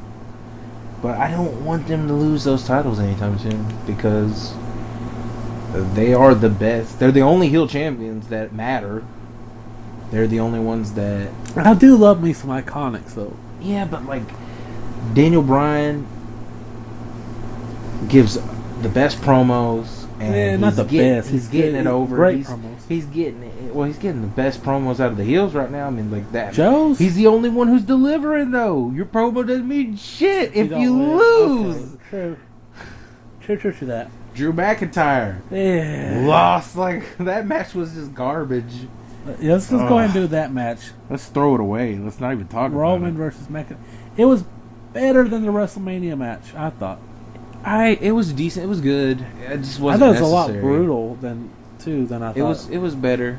It was just I didn't find it necessary because we both knew the outcome going into it. Even though I said I need Drew to win this match is what I told you. I was like, I need him to win this match. I need one of their heels, because we both knew Baron Corbin wasn't going to win. But I was like, I need one of the heels that is doing top work, even though his promos were just bad. They were bad. I need one of them to win because we knew Drew or Dolph wasn't winning either. And of course, the only ones who delivered heel-wise the whole night, Daniel Bryan and Eric Rowan. So, yep, that was upsetting. But Drew lost to Roman Reigns, which was teased us a few times, but eventually he got the spear and the 1, 2, 3. I thought it was a good match, but storyline wise, I'm like, he's You've not. Just done a complete 180. He's not a threat anymore. They did, yeah. They had all of them take a beat down on SmackDown, and then did a complete 180 by having Drew lose. And so, nobody even knows, I don't know how to feel about Shane and Elias and the whole crew at this point. I just don't know how to feel about them. All right, so but we did miss a match. We missed The New Day versus Sami Zayn. Yeah, that's And right. I loved that match. I thought that match was That great. was a great match Because too. I thought it was over from the get-go. And I was like, what? How is this match even still happening? Because he got, 2 super kicks to the face. Xavier. Yeah, he then got I his think ass whooped I for a want to while. say he got even a haluva kick at some point, and then the bullfrog splash and a senton, Yeah. and just destroyed. And somehow, It looked like he got hurt in this match. yeah, Like- and somehow they managed to come out on get back into the match at least. Like, there's this move that he does where he picks Big E up on his shoulders and slams him down. Yeah. The first time he did, he's like, he had to quit. He's like, yeah, it looked like he got hurt. And then he came back and did it for real this time. And later on at the pay-per-view, you see him and his shoulders all taped up. Yeah. So I'm thinking he got hurt somewhere. Might have tweaked his muscles or something. Yeah. I have to take back what I said. There's 2 heels who give great promos, who deliver. And that's Daniel Bryan. And they're both tag teams right now, so it's funny.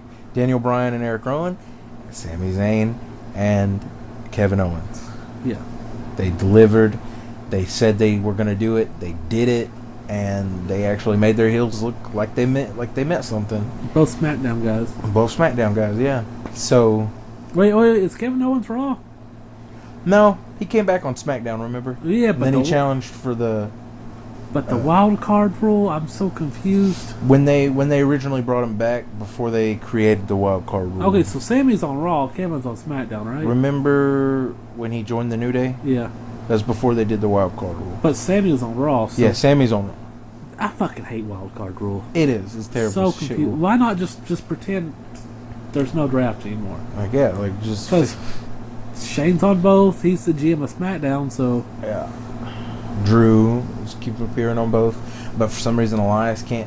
But I think that works for him because for him to not show up on Raw and only occasionally show up on Raw, yeah. it helps him from getting overexposed because his gimmick is very, he has the one thing that he can do right now, and that's come out, piss off the crowd by telling them how shitty the place they live is. Yeah. And so you don't want to overexpose him. You don't want to have him doing that every week, twice, back to back.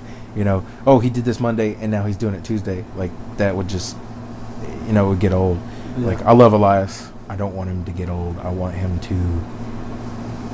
I thought he was going up when he won the 24/7 championship. I thought they were gonna keep it with him since he was part of that faction for a little while. But then both times that he's won it, they managed to get it away from him.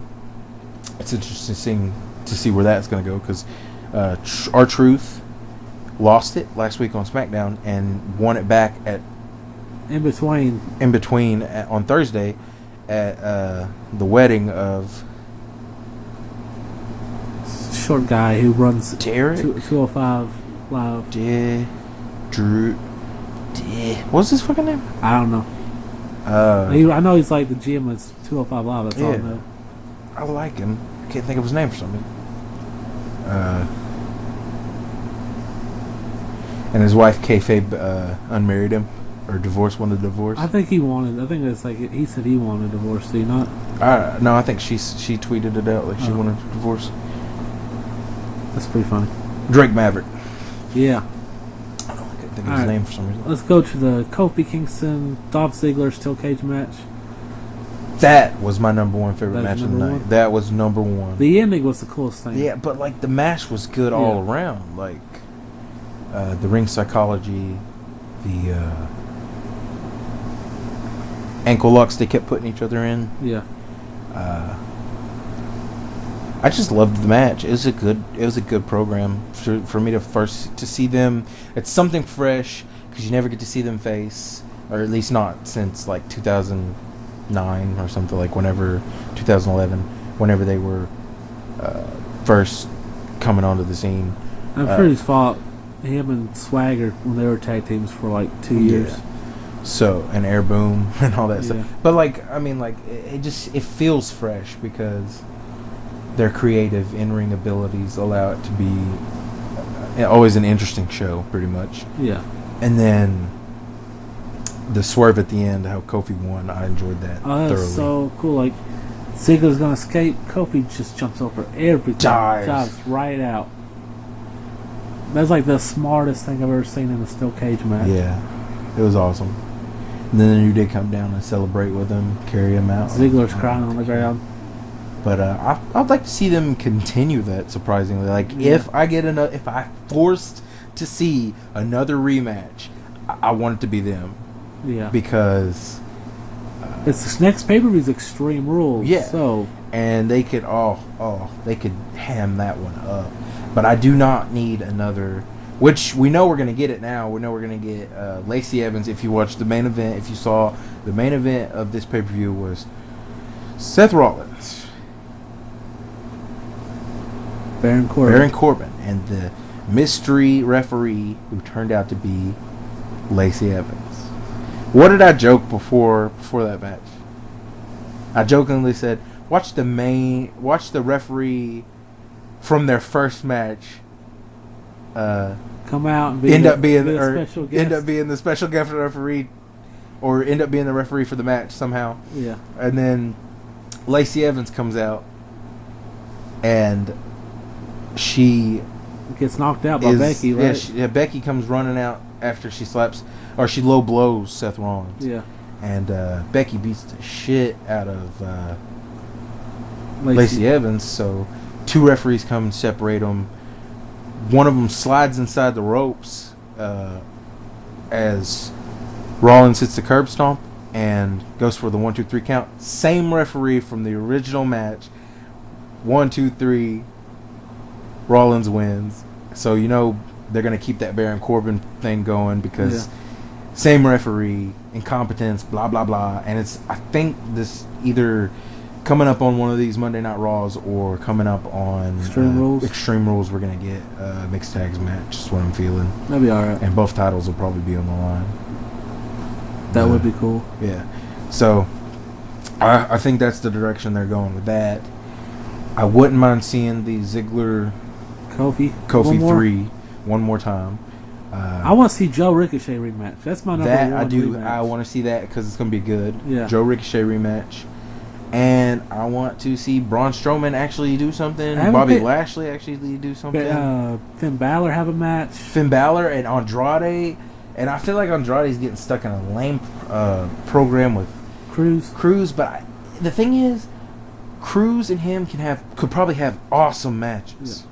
But I'm worried that they might not even get on air because only screen time they've been getting so far is like these blow-off segments where he's beating them up backstage. Yeah. And I think if they do actually get a match, it's going to be one of those over and done with matches.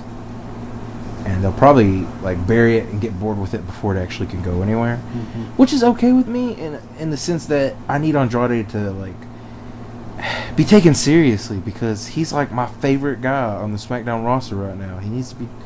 They need to, like, he's the best heel work on SmackDown other than Daniel Bryan and I guess Kevin Owens. Yeah. I just like heels. You know? Like, I like when heels can actually deliver. Alright. So I'm giving this pay-per-view a B as well. I'm giving it a B. I think it was the best out of the three. Ironically, because we were talking beforehand thinking it was going to be the worst of the three. Yeah. It actually delivered the most for me. I think usually the more hype they are, the lamer they are. But like, if you're not expecting a lot, they always surprise you. Yeah, that's true because I don't think anybody was expecting anything from this, and that's why nobody showed up. A lot of the seats apparently, they couldn't sell a lot of seats to shows, and they were like in desperation mode. But the pay-per-view turned out good, so yeah, I liked it at least. Okay. So that's it for the longest edition of pay-per-view report card. Jesus, yes. Now we're going to Superstar report card. This week we're doing Batista.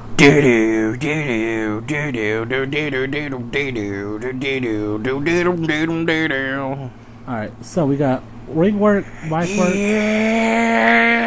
and moveset. I walk miles. 10 points apiece. Total possible score. The highest you can get is a 30. The lowest you can get is a 3. Great Collie. All right. All right, first up, we're going to do some mic work. I'm giving him a 5. I'm gonna give him a 6. Give him a 6. Yeah, he's cut some really good promos over the years, and some of the stuff that he did with Eddie, some of the stuff that he's done, just in general. Like he's had, as a heel, he gives his best work. I want to say he does a lot better as a heel than a babyface. But like, you can always believe what he says when he says it. Yeah. It works for him. So. For me, it's so generic. They won't put him right in the middle. Oh, it's not. See, Randy Orton is generic. Yes. I think Batista's promo skills are better than his. I don't know. I just don't like his promos. But I'm putting him right in the middle. He plays it. It feels like he plays it safe. They're basic bad guy promos. Put him right in the middle. I don't know. I still think back to the "I quit" on Raw. He's I love done that. 2 of them. What? He's just done 2 of them. Well, yeah, but I mean the one where he's like, he In a had just wheelchair? broke his back. Yeah. Yeah. All right, and now we're gonna move. You think to I won't quit? moveset. This one I'm gonna give him a 7. I'm gonna give him a 9. He's got some good moves. One when I played when I was trying to platinum one of the WWE games online, I was Batista because he has a good moveset. Yeah, And he just destroy everybody. He's done so many moves over his career. Yeah. But I guess it helps because he was put in at the right era where they would actually give superstars multiple moves. I don't think he ever had a submission. If he did, it was probably like the bear hug or something. Yeah. I don't think he ever had like a serious legit. No, wait, he might have. I don't remember if he does or not. Did he ever borrow one of Eddie Guerrero's submission moves? I don't know. I don't remember, but I'm gonna say no. But in that era, they pretty much well-rounded superstars with a submission move, a finishing move, a signature move. You know, just a move that they could pull out to win a match if they needed to. Yeah. And that was the. I would say the best thing about that era was, finishes, but not every match ended in a roll-up. But anyways, I thought he had an excellent moveset. His spine, and the way he pulled his moves off was probably his spine buster looked so devastating. His spear actually looked like it hurt. His Batista bomb, just like even before the setup, before the Batista bomb, God, it looked like he was going to break somebody in half. I think he did a decent enough sidewalk slam. He just had a good moveset. Now it's time for a ring skill. I'm going to have to go down on this and give him a 7 for ring skill. I want to match that, give him a 7 as well. He wasn't bad. He was above average. He was able to get to the top of the card with his abilities. Yeah. He had some botches, especially in the second run in his career. But he was 45 at the time, and he's good for his size. He's great for his size, so he would give him that. Also, super huge fan of Drax the Destroyer, and pretty much any movie he's doing right now. I liked him in Escape Plan 2. Never seen it. He's got 2 movies about to come out that I want to see. I know he's about to do Escape Plan 3. Escape Plan 3. I wanted to see him in Artemis. I want to see him in the new Guardians. He's got Super Driver. Oh yeah, that looked pretty good. The Uber driver movie. Yeah. Can't remember the name. He's also got that new. What was the name of that movie? Suber or something. Like Suber, yeah. And he's also got another one where he's with a little girl and he's a spy. Yeah, that one looks good.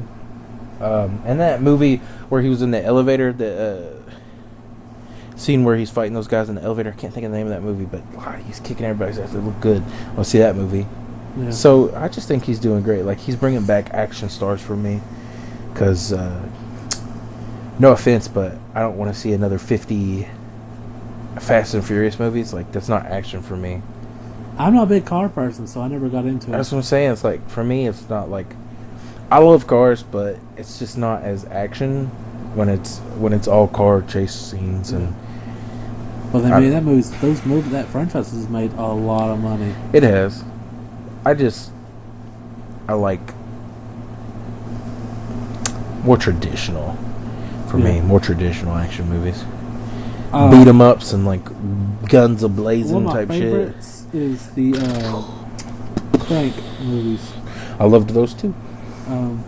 So let's add our points up. I see 5, 7. What's the other one? 6. Yeah, So he got an 18 from me, right? yeah, and he got 9, 7, and 6 from me. You gave him a 5, I think. I gave him a 6. You gave him a 5. I gave him a 5 for my first one, then the 6, and then the 7. Oh yeah, and I gave him a 9, a 7, and a 6. So he got a 24 for me. 18 for me. We're bad at math. 22 for me. You got a 22 for me. Yeah. 22 for me and an 18 for me. 4-point difference. Still better than Kali. Still better than Kelly. And better than most wrestlers. You know, in the overall grand scheme of things. I guess we look at it that way, maybe. He's not. He's in the 20s, upper 18s, 20s. So that's like. Of all time, or? No, I'm saying his score Okay. landed him up at like. He got between 18 and 22. So. That puts him in the higher. Above half. That puts him above 15. Yeah. So higher percentage. Alright, it's time to go to movie reviews. Got a bunch of them this week. Oh, jeez. All WWE related. First up. Hold on, let me take a nap because we got a lot of movies. Yeah. First up is a documentary about Batista called Batista. I don't know. Was it I Walk? The Away? Animal Unleashed or The something Animal like Unleashed, yes. And we watched it on WWE Network. It was fucking lame. that. And honestly, they shouldn't have called it Batista the Animal Unleashed. They should have called it Batista for like 2 months. Yeah, like it was his. It wasn't It even, was his 2014 run, but which was like 3 months long. But they didn't even. They rushed it. They tried to get released before he left, so that's still relevant. Yeah. And I'm like, why even? I don't know. I didn't like just do a best of Batista. You know, Yeah, like they did everything else on the. do like a best of Batista DVD, and that would have been fine. But I mean, it was okay. It kind of got inside of he got his feelings hurt at the Royal Rumble when they booed him. But like,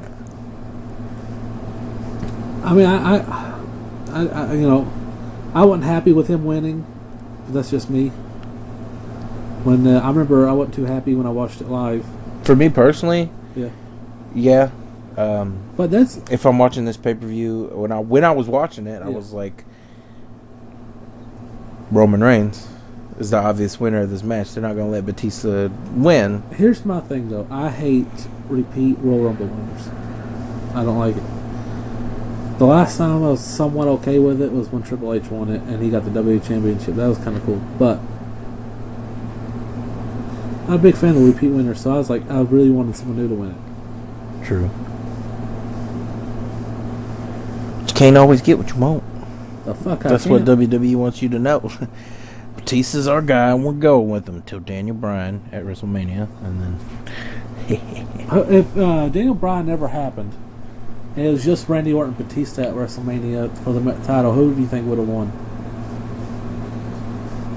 Batista, because he would have been there for like maybe another month after the fact, I think. Yeah. Or a month, like, was it 2 months after the fact? Yeah, he did, because he did.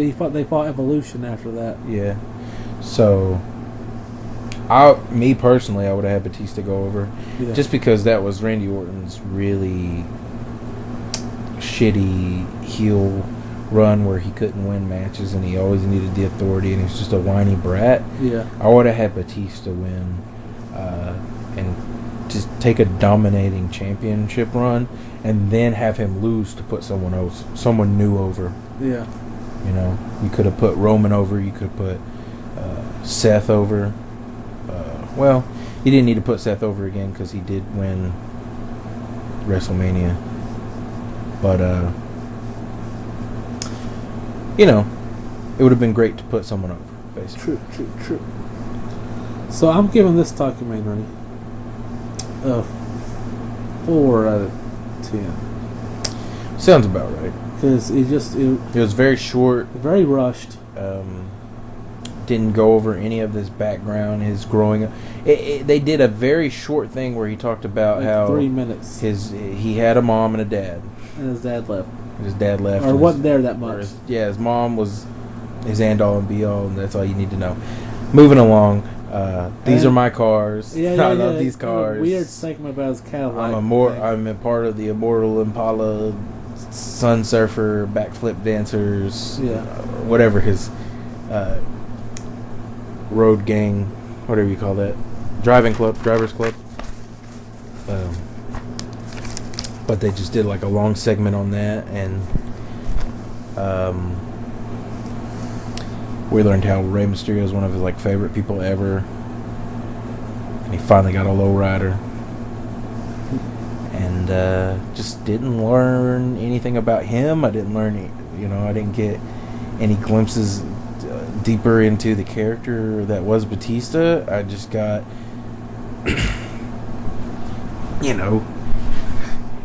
why don't you like me? It's basically what the. Why don't you like me? I hope you bought this DVD. I hope you did. Jesus. So, yeah. Why so let's don't go they on. like me? Let's go on to actual WWE movies. These are WWE studio movies that we want to review. First up, Let's start with The Condemned. The Condemned. Stone Cold Steve Austin trapped on an island. He's a Killing yuccas. Killing people. yes. What did they ever explain why he's in prison? They did. They did explain They it. said he blew up a hotel, but I don't. They explained it. He was framed. Basically, he was overseas. He was he was black ops. Yeah. He might not have been framed, but it was something like he was black ops. He got caught, and they didn't want to go through the process of it being pinned on them and getting him out. Yeah. And they basically let him know beforehand if he fucked it up, he was stuck. And, they said that it was one thing, but he got framed for the other thing, and ended up in prison overseas for like a long time. How long was he in there? They say. I don't remember. It's been a minute since we watched it. That's like the first things I went through when I got back to Knoxville. I was like, Condemned. Should have took better notes. Yeah. I didn't start taking notes until halfway through everything. Well, it's pretty good. One of my favorite WWE movies. I give it a 8 out of 10. I'm going to give it a 7.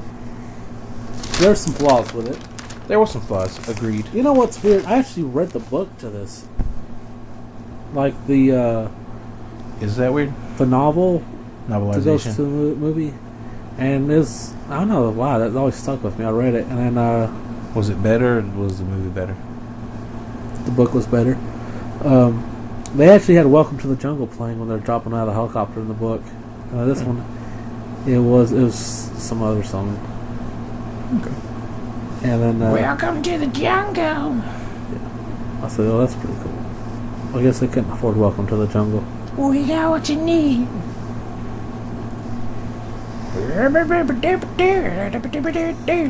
Holy shit, my notes are long for this one. So, I thought it was here's the first thing I thought was stupid. We're looking for contestants, right? Mm-hmm. He don't have his last contestant, and he's less than 24 hours from starting the film. I'm like, you should have your contestants at least a month in advance. Yeah. At least. He's like, oh, we gotta get somebody in 24 hours. Man, at that point, you must well just grab anybody. You, camera guy number 3. Well, Get down there. I was gonna say a random prisoner because, They give the winner freedom. yeah. So, not sure how that works internationally and legally, but whatever. The cops are like, no, that does not work. He just killed 8 people on this island, and we watched. Plus, you killed a bunch of people. You're just going right back to jail. Bye-bye for now. No, bye-bye forever. Yeah. Bury him alive. That guy does not get to say who goes free. Oh. Let's see. Vinnie Jones. Oh, one thing they did in the book that they didn't, they kind of maybe hinted at it in the book, in the movie. But you know that Mexican couple? Yeah. and when they're just beating the shit out of dude's wife. Yeah. Well, in like the book, they like full on raped her. Oh, they led you to believe that they full on raped her in the The movie. Yeah. But like, yeah, they kind of like a little more detail in the book. Yeah. Yeah. Thank God they didn't put that in the movie because it was already upsetting enough. Yeah. While I was watching it, I was like, "This is." I can't wait till Stone Cold kills them. Was like my first thought. Why was the Asian guy just like so cool to follow Vinny Jones? I don't know. I guess they were just gonna try to make it to the end together. Yeah. But I guess he thought he could take him. And he's like, I'll stick with you. Then Stone Cold, big huge ass, comes up in there and kicks a hole in everybody's chest. I love Vinny Jones' character though. In the movie. Yeah. One favorite part of the movie is when him Stone Cold talking at the end. He's talking about he's got, I can't think it was Africa, and he got prison there. He said he got raped like every day, and Stone Cold's like, sounds like he had a horrible life. Good thing it's over, and then kills him. Yeah. Cool as fuck. I was like, damn, that's cool. I thought that was awesome too.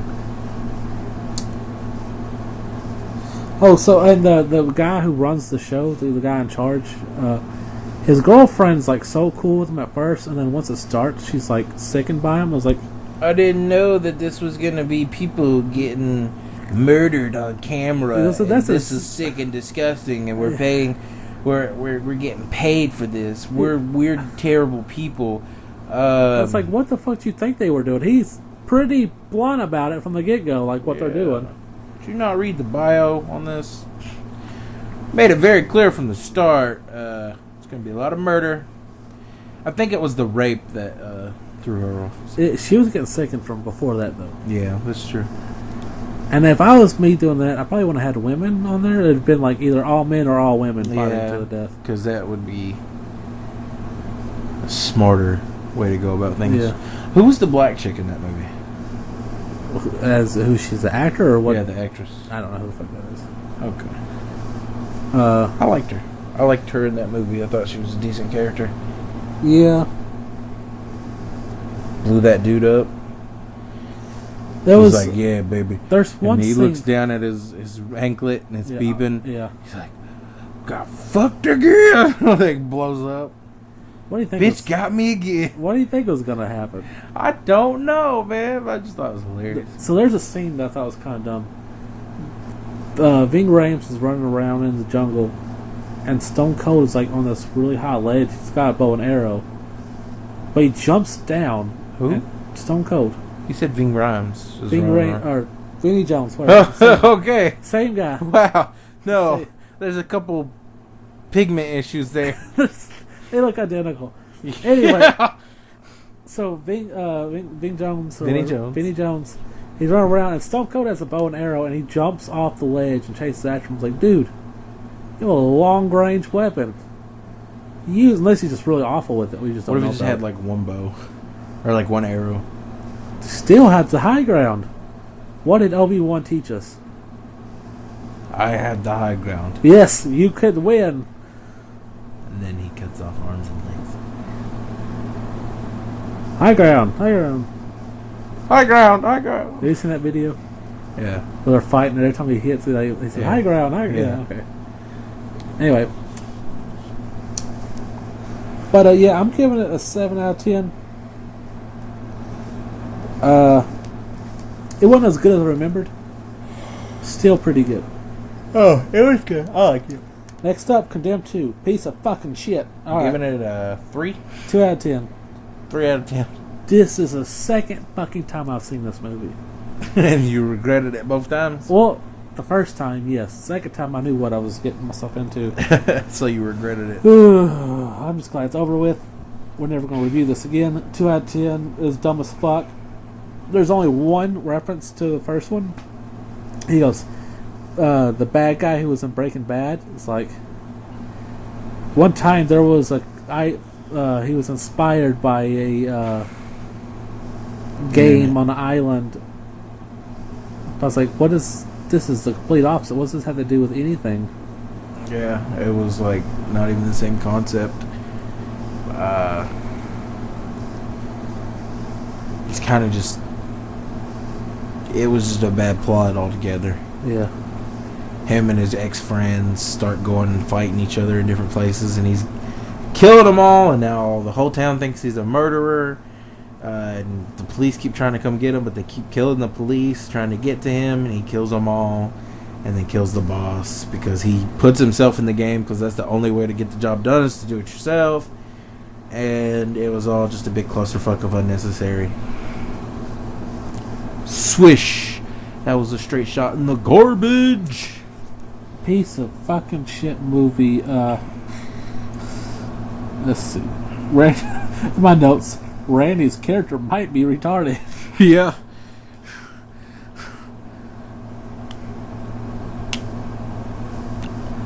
Oh, like, I thought, like, why would if you're a group of bounty hunters, why would you need a sniper on your crew? Realistically, no. Because they can't really kill, can they? I don't think you can. Dog, the bounty hunter don't have a fucking sniper. Well, dude, Randy Orton almost got put in jail for killing the guy he did kill. Yeah, so you don't need a sniper if you're a bounty hunter. Got probation. Had to turn his life around. You need more of a macer than a sniper. Somebody grab the macer. 2 out of 10. Now we're going to our final movie we were going to review. No One Lives. I liked it. Very good. Super good. Luke Evans? What? 8 out of 10. 8 out of 10. 8 out of 10. I'm giving it a 9. That's how much I liked it. Brodus Clay and Luke Evans. You can't get a better movie right there. The fact that you said Brodus Clay and Luke Evans, that's Yeah. why I'm giving it an 8 out of 10. No, I loved it. I thoroughly enjoyed it. Probably my favorite WWE movie thus far. I thought it was a little bit better than Condemned, but not enough for me to give it a whole point ahead Yeah. of the Condemned. The bad guy group, they should have shot that bald guy, the psychopath. Yeah. Should have shot him years ago. Yeah, what the fuck? He did nothing but get them in trouble. And then, What'd you the think girl who was like, "Oh, you fucked up. Yeah. You should have killed me. You should, all that shit." Yeah. I was so confused by the plot a little bit. That's another reason, because at first, it's this couple, and they kill his girl for some reason, Yeah. and I'm like, okay, he's gonna be mad now. And then the other girl's been locked in their trunk. They kidnapped her a long ass time ago, but why? And then it unravels over the course of the movie, made it better. But at first I was confused as hell. I was like, what? Why? What? And then they started piecing it together for me. And I was like, okay, that makes sense. That makes sense too. That one makes sense now too. So they actually did a good job of telling a story and not like losing their pieces. Like they put pieces here, they put pieces there, and then they managed to connect them. And I was like, thank you. Yes. What did you think of the old white guy who was the leader of the bad guy group? That Brodus Clay was his brother. Did not know they were brothers. Mm-hmm. I did not. He says it a few times. Where's my brother? And shit like that. Or I just thought they were talking like gang, like we're all brothers type shit. I didn't know that they were actually legitimate. Supposed to be brothers, yeah. Brothers. They just threw a superstar in here to throw a superstar in here. I just thought they needed a big fucking muscle guy. Yeah. That. Call him a muscle guy, but Well, he's put muscle guy. He used to be a bodyguard. Well, I meant he's kind of chubby. Yeah. That's all I meant. Clip your goddamn toenails. Sorry. Cutting people up with them damn things. You need a fucking man. You need a manicure. Hey, listen. My shit grows back so quick that you just don't take enough care of it. I cut them all the time, Dick. Like the same thing with my fingernails. You cut them as soon as they get long. That's what you do. That's what you need to do. No, I cut. You cut them as soon as you're able to open a can with them. That's what you fucking do. That way, if I ever get attacked by pork and beans again, I'll be prepared. Yeah. Oh, ho, ho, you cut me, I cut you. And everybody else. Yeah. And everybody else. All right, we're gonna. That's the end of the movie You wonder reviews. why you can't keep a girlfriend. Hey! It's not. That's unrelated. Cut those damn toenails. before we end it this week, I want to announce some announcements to the draft.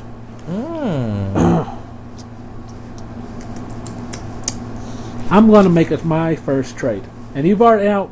Nobody's seen this so far because we did this off camera, but VJ already made his first trade. And it was a good choice. He kicked out Zack Ryder and Kurt Hawkins, and he's replaced them with R-Truth, who's already got him like 20 points. Yeah. And now I'm kicking out my first superstar, Lars Sullivan. Just let you touch Lars Sullivan. What? Huh? What'd you say? You rubbed your arm like... Scratching my nose. Anyway, I'm kicking Lars Sullivan out, and I'm going to replace him with another superstar. Now, this is a total gamble. I hope it pays off. All right. I'm going with Bray Wyatt. Yep, I knew that was coming. Now, I should be a dick and let you officialize this. What? After you, I should shake your hand, be a dick, and let you officialize this after you bullshit your way through the ricochet points. Ricochet points? No, go ahead. Let's officialize this. Let's shake on fine. it. Bray Wyatt. All right, it's official. Yeah. Okay, that's a good trade. That is a good trade. Yeah. Lars Sullivan is out for 8 months on injury. Thank God I got rid of him. Yeah, but you could have used the trade. You could have used the injury reserve instead. Oh, yep, we put those in the game. Fucking shit. I forgot. Dick move, huh? I think he's not going to come back and do anything anyways. Wouldn't matter. It really doesn't matter. Because at this point, you're going to use either one for either thing. Because first he comes in, has like a big anxiety attack. Yeah. And then he comes in, got caught being racist. So it's stop. And then when they finally start pushing him, they don't push him. Yeah. So I don't. How do you go to a disqualification with Lucha House Party? Their existence is to be squashed. Yeah. They're not taken seriously on 205 Live. They're not taken seriously on Raw or SmackDown. How do you go against them and it not be a squash? I had high expectations for him. Well, at least for 2019, not after. I really expected him to be able to do something. But I'm going to put him down. I think Bray Wyatt's going to come in, and I think he's going to take over. Now, when we were talking about you getting ready for a trade, and you're like, I got a surprise, he can't ready to trade. I really thought you were going to pull out Shane because of the wins he's been racking up. And I feel like, the rumor going around that he might be the next WWE champion. It's possible. It's possible. He's the number one heel right now. Most wins under his belt. Name another heel who's had more wins than him. Right, currently. Big wins. Name another superstar who's had as many big wins as him. As a heel? In general, I guess. Because the only other person you could say...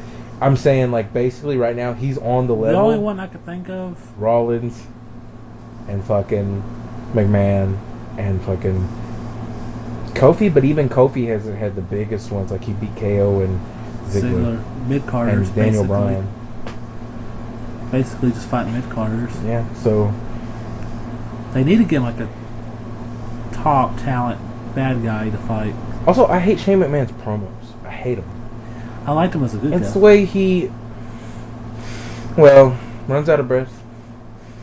And nonchalantly talks about things like, Roman, I can do whatever I want because my daddy owns the company. The promos, his promo deliveries aren't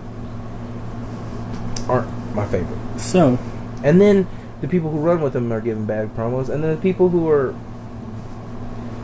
put against him right now, Roman, he's not been giving good promos here lately. So that whole program just kind of folds in on itself as just not being good.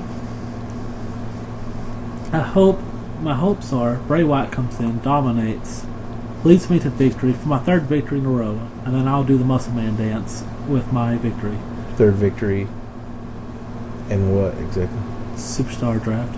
Okay. Draft. Okay, yeah. Hopefully he does come back and get you a bunch of wins, but I don't think it's all going to rely on just Bray Wyatt.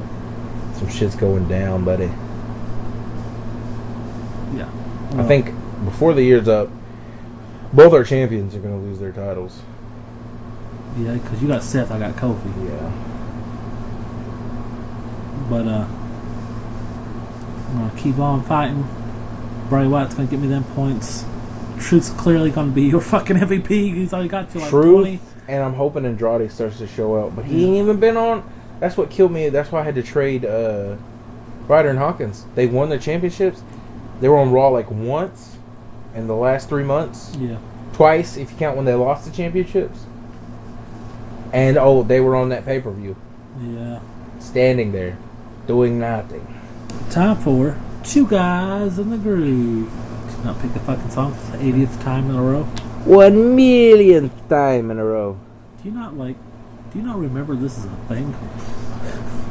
I don't have the best memory, Sean. I always have my song ready before you even come down. I don't know why we talk about this every time. Because you should not be surprised. You should not be surprised because I'm always surprised. Alright, BJ, real quick on the fly, what's going to be your song for Two Guys in the Groove? Yeah, because I totally already had it ready. Yeah, good. That's a good thing. I know you're prepared. Yeah, So preparedness is next to godliness. Mm-hmm. So what'd you pick? I went with New Plagues by New Plagues? New Plague by Like Moths to Flames. Okay. What do you like about this song? Fucking love it, man. It's just I don't know. It's just one of those songs that's been popping up a lot here lately on my daily mix for the metal. Yeah. For the types of metal I've been listening to here lately, because I've been listening to a bunch of different types of metal here lately. But it's just one of those ones that gets stuck in my head. I keep coming back to because I enjoy it. It's got a nice chorus, and it's just it's heavy, but you can also mellow out to it. So I enjoy it. I'm picking. Well, since it's a WWE episode, I want to pick a superstar theme song. And Edge. No. Really? Nope. It's a current superstar. I'm not the biggest fan of the superstar, but his theme song's so fucking Baron cool. Corbin. I want to pick it. So for this week, I'm picking I Bring the Darkness. And it's by Jim Johnson. And it is Baron Corbin's theme song. I like the shit out of it. Yeah. It's Jim Johnson. He's been with the company since the 90s. This is his last song before they fired him. Oh. Why'd they fire him? Because they're stupid. He writes such good songs for them. Why would they fire him? I just got rid of him. They're like, Jim Johnson, this song's too good. You're fired. No, People don't like Baron Corbin, it's your but they fault. like your stupid song. You're fired. I think WWE loves the fuck out of Baron Corbin. He must tickle some balls hardcore because I think they really like him. He just goes in there. He's like, "Hey Vince, let me suck it." So Vince is like, "I like your attitude. I'm gonna give you a real push." Ah. All right. That felt good. Now it's time for some housekeeping. Now we know we can never be WWE Nope. superstars because Vince would destroy us. We would be buried alive by everyone on the roster. So, if you want to follow that playlist, Hey Fandango, you want to win this week? Yeah, that sounds great. I got the perfect guys. remember when he beat Jericho at WrestleMania? You want to get that rush again? Should I go grab my tag team partner? Nah, you won't need them. You can take them both by yourself. All right, so We're like the F team. We're not even the D team. We're the Z team. We're just so bad. If you want to follow this playlist, it's on Spotify. Two Guys in the Groove Season 3. Also go back, listen to 2 and 1. Follow them on Spotify. And then you can go to our YouTube channel. It's Cool Kids with Asthma. Follow us there. Hell yeah. We also have Instagrams. I'm Captain Cool 69. He's butt chugging bananas. Hell yeah. Hell yeah. All right. So we also have a podcast Instagram. Two Guys in Hell Dark. yeah. We have a Twitter. Two Guys in Dark. Hell yeah. SoundCloud. Two Guys in Dark. Hell yeah. A Facebook. Two Guys in Dark. Hell yeah. Our own website. Two Guys in Dark. Hell yeah. I don't know if I can go any higher than that. And we are Two Guys in Dark.